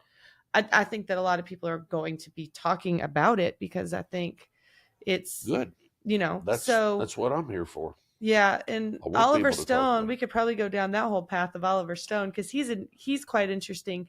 He created a documentary called Ukraine on Fire, which I would highly suggest people watch. Didn't know that. You need to watch it because it's, he tends towards the conspiratorial. Well, he was on Bill Maher recently and he talked about JFK doing that movie. Okay. But then he kind of went down this pathway. All right. And Ukraine on Fire is very interesting. Well, Jenna, I'm impressed that you know that. See, I'm pretty limited. I've spent all my time on one thing. And your generation is investigating 9/11. Oh, yeah. Like Kendall's brother, he's big into that. Well, I don't know anything about that. Well, and that's just one more topic that if you have any opinions outside of the the accepted opinion, that makes you kind of, it makes you the conspiracy theorist. But that ugly word, the conspiracy. Well, theorist. The other thing that you asked me to ask you about last night when we were talking on the phone, and we'll end it here because I think this is a good bookend. November 22nd was a Friday. And in Texas, we know what happens on Friday nights. Football games. So this has gone on and, you take that because there was wasn't it the 50-year anniversary of his death? They asked 3 football players from Grand Prairie, the news did. So take it away. Okay. So Jenna, thank you for queuing me up. I'm sure you have a lot of Grand Prairie people that are interested in your podcast. Tying in a little Grand Prairie history with JFK, and we already have with the September 13th, 1960 appearance of JFK in Grand Prairie. Kennedy is pronounced dead at 1 p.m. Central Standard Time by surgeons at Parkland Hospital, and the world gets that news about 1:30. But by 1:30 Central Time, that's 2:30 in New York. So the public is not getting confirmation of Kennedy's death till later in the day because things traveled slower. In the history of Grand Prairie High School football, before there was a South Grand Prairie, there was just the Grand Prairie Gophers. And the Gophers, for a number of years, were always in the same district with Wichita Falls. But this is when Grand Prairie had one high school. I should also say this is before desegregation and integration. Okay. Because we did have a high school. We had Dalworth. Okay, Jenna, forgive me. Well, I'm just, other people might think that we did have a high school, but. I'm sorry. No. And the alma mater of Charlie Taylor was Dalworth High School. Yes, they were the Dragons. Weren't they the Dragons? Yes, Jenna. God bless I talked to you. Dr. Vern Alexander. Okay. So that's how I know that. Jenna, as a very small boy, the Dalworth Dragons would play their games on Saturday nights. And my dad would take me and some friends out to Dalworth on Saturday nights to watch the Dragons. I actually watched Charlie Taylor. Now, I was only 5 or 6 years old, but I actually watched Charlie Taylor play his games on Saturdays. Jenna, excellent. I totally ignored the Dalworth Dragons, but yes, but they didn't. But it's because they didn't play on Friday nights. Yes, just so like what you're saying. Yes, so we're in segregation times, and there's only one white high school, and it's Grand Prairie High School. And Wichita Falls and Grand Prairie were for years in the same district. Well, at that time, Grand Prairie in the early 60s, Grand Prairie might have been 40,000 people, and Wichita Falls was 60 to 70,000 people. And Grand Prairie, in order to get into the playoffs, would have to beat Wichita Falls, and they never could. Wichita Falls had a history of building championship football teams. Wichita Falls had won state football titles in the 40s and the 50s and 1961. So, in the fall of 63, Grand Prairie has a good football team, but they had suffered a loss or two early in the year. But later in the year, they found their footings under the leadership of head football coach Travis Rhodes, who was in his first year at the helm at Grand Prairie, and a very competitive quarterback named Gary Gilbreth and some other fine players.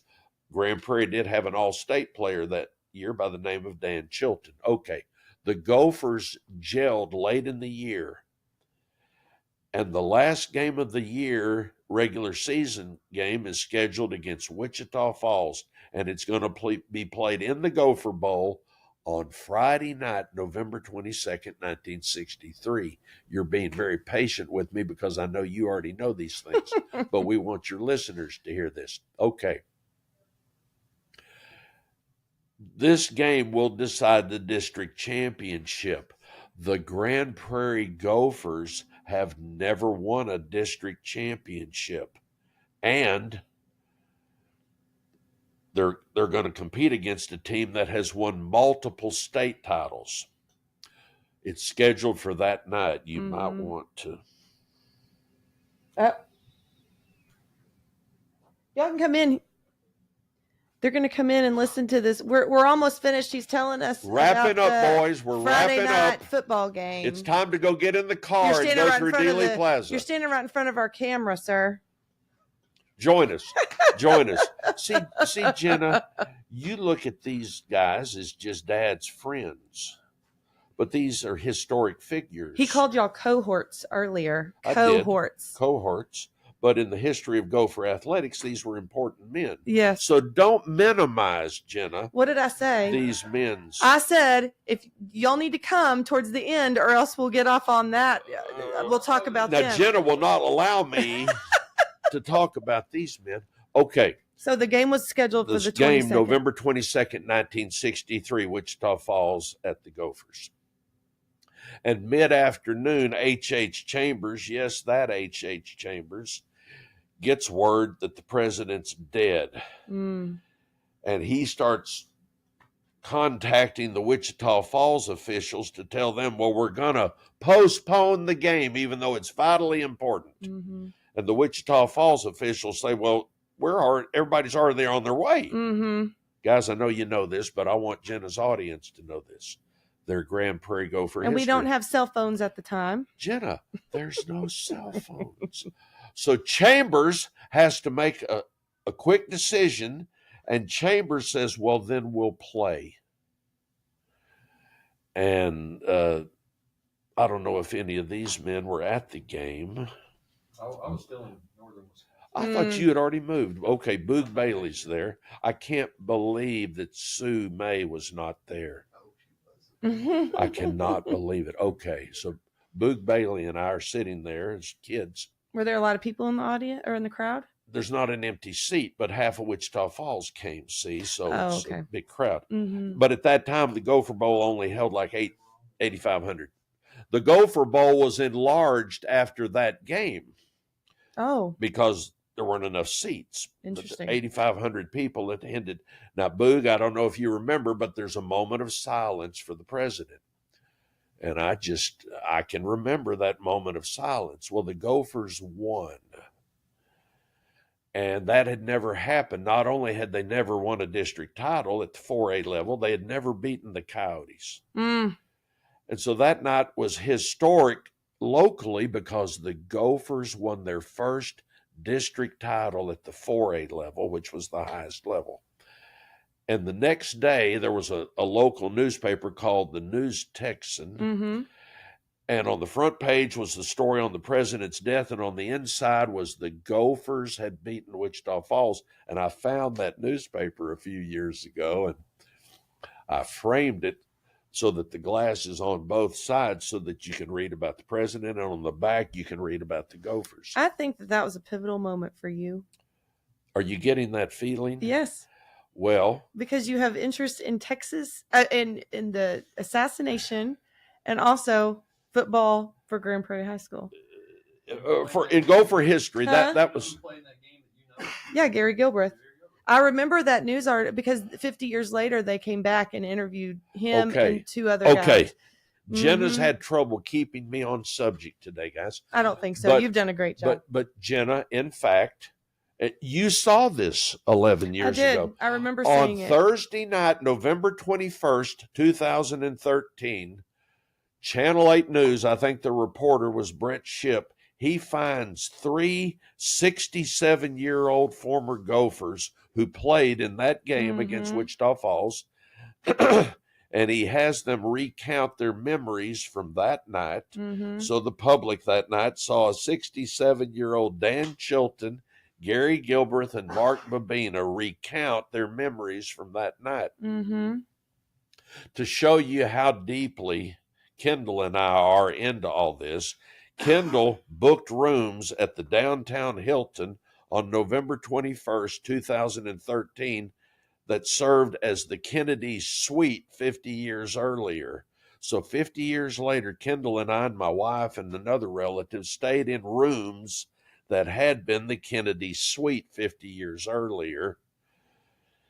And we actually watched Chilton and Babina and Gilbreth from our hotel room in the same spot where the Kennedys spent the night that night. Anyway, did you guys watch that? Yeah.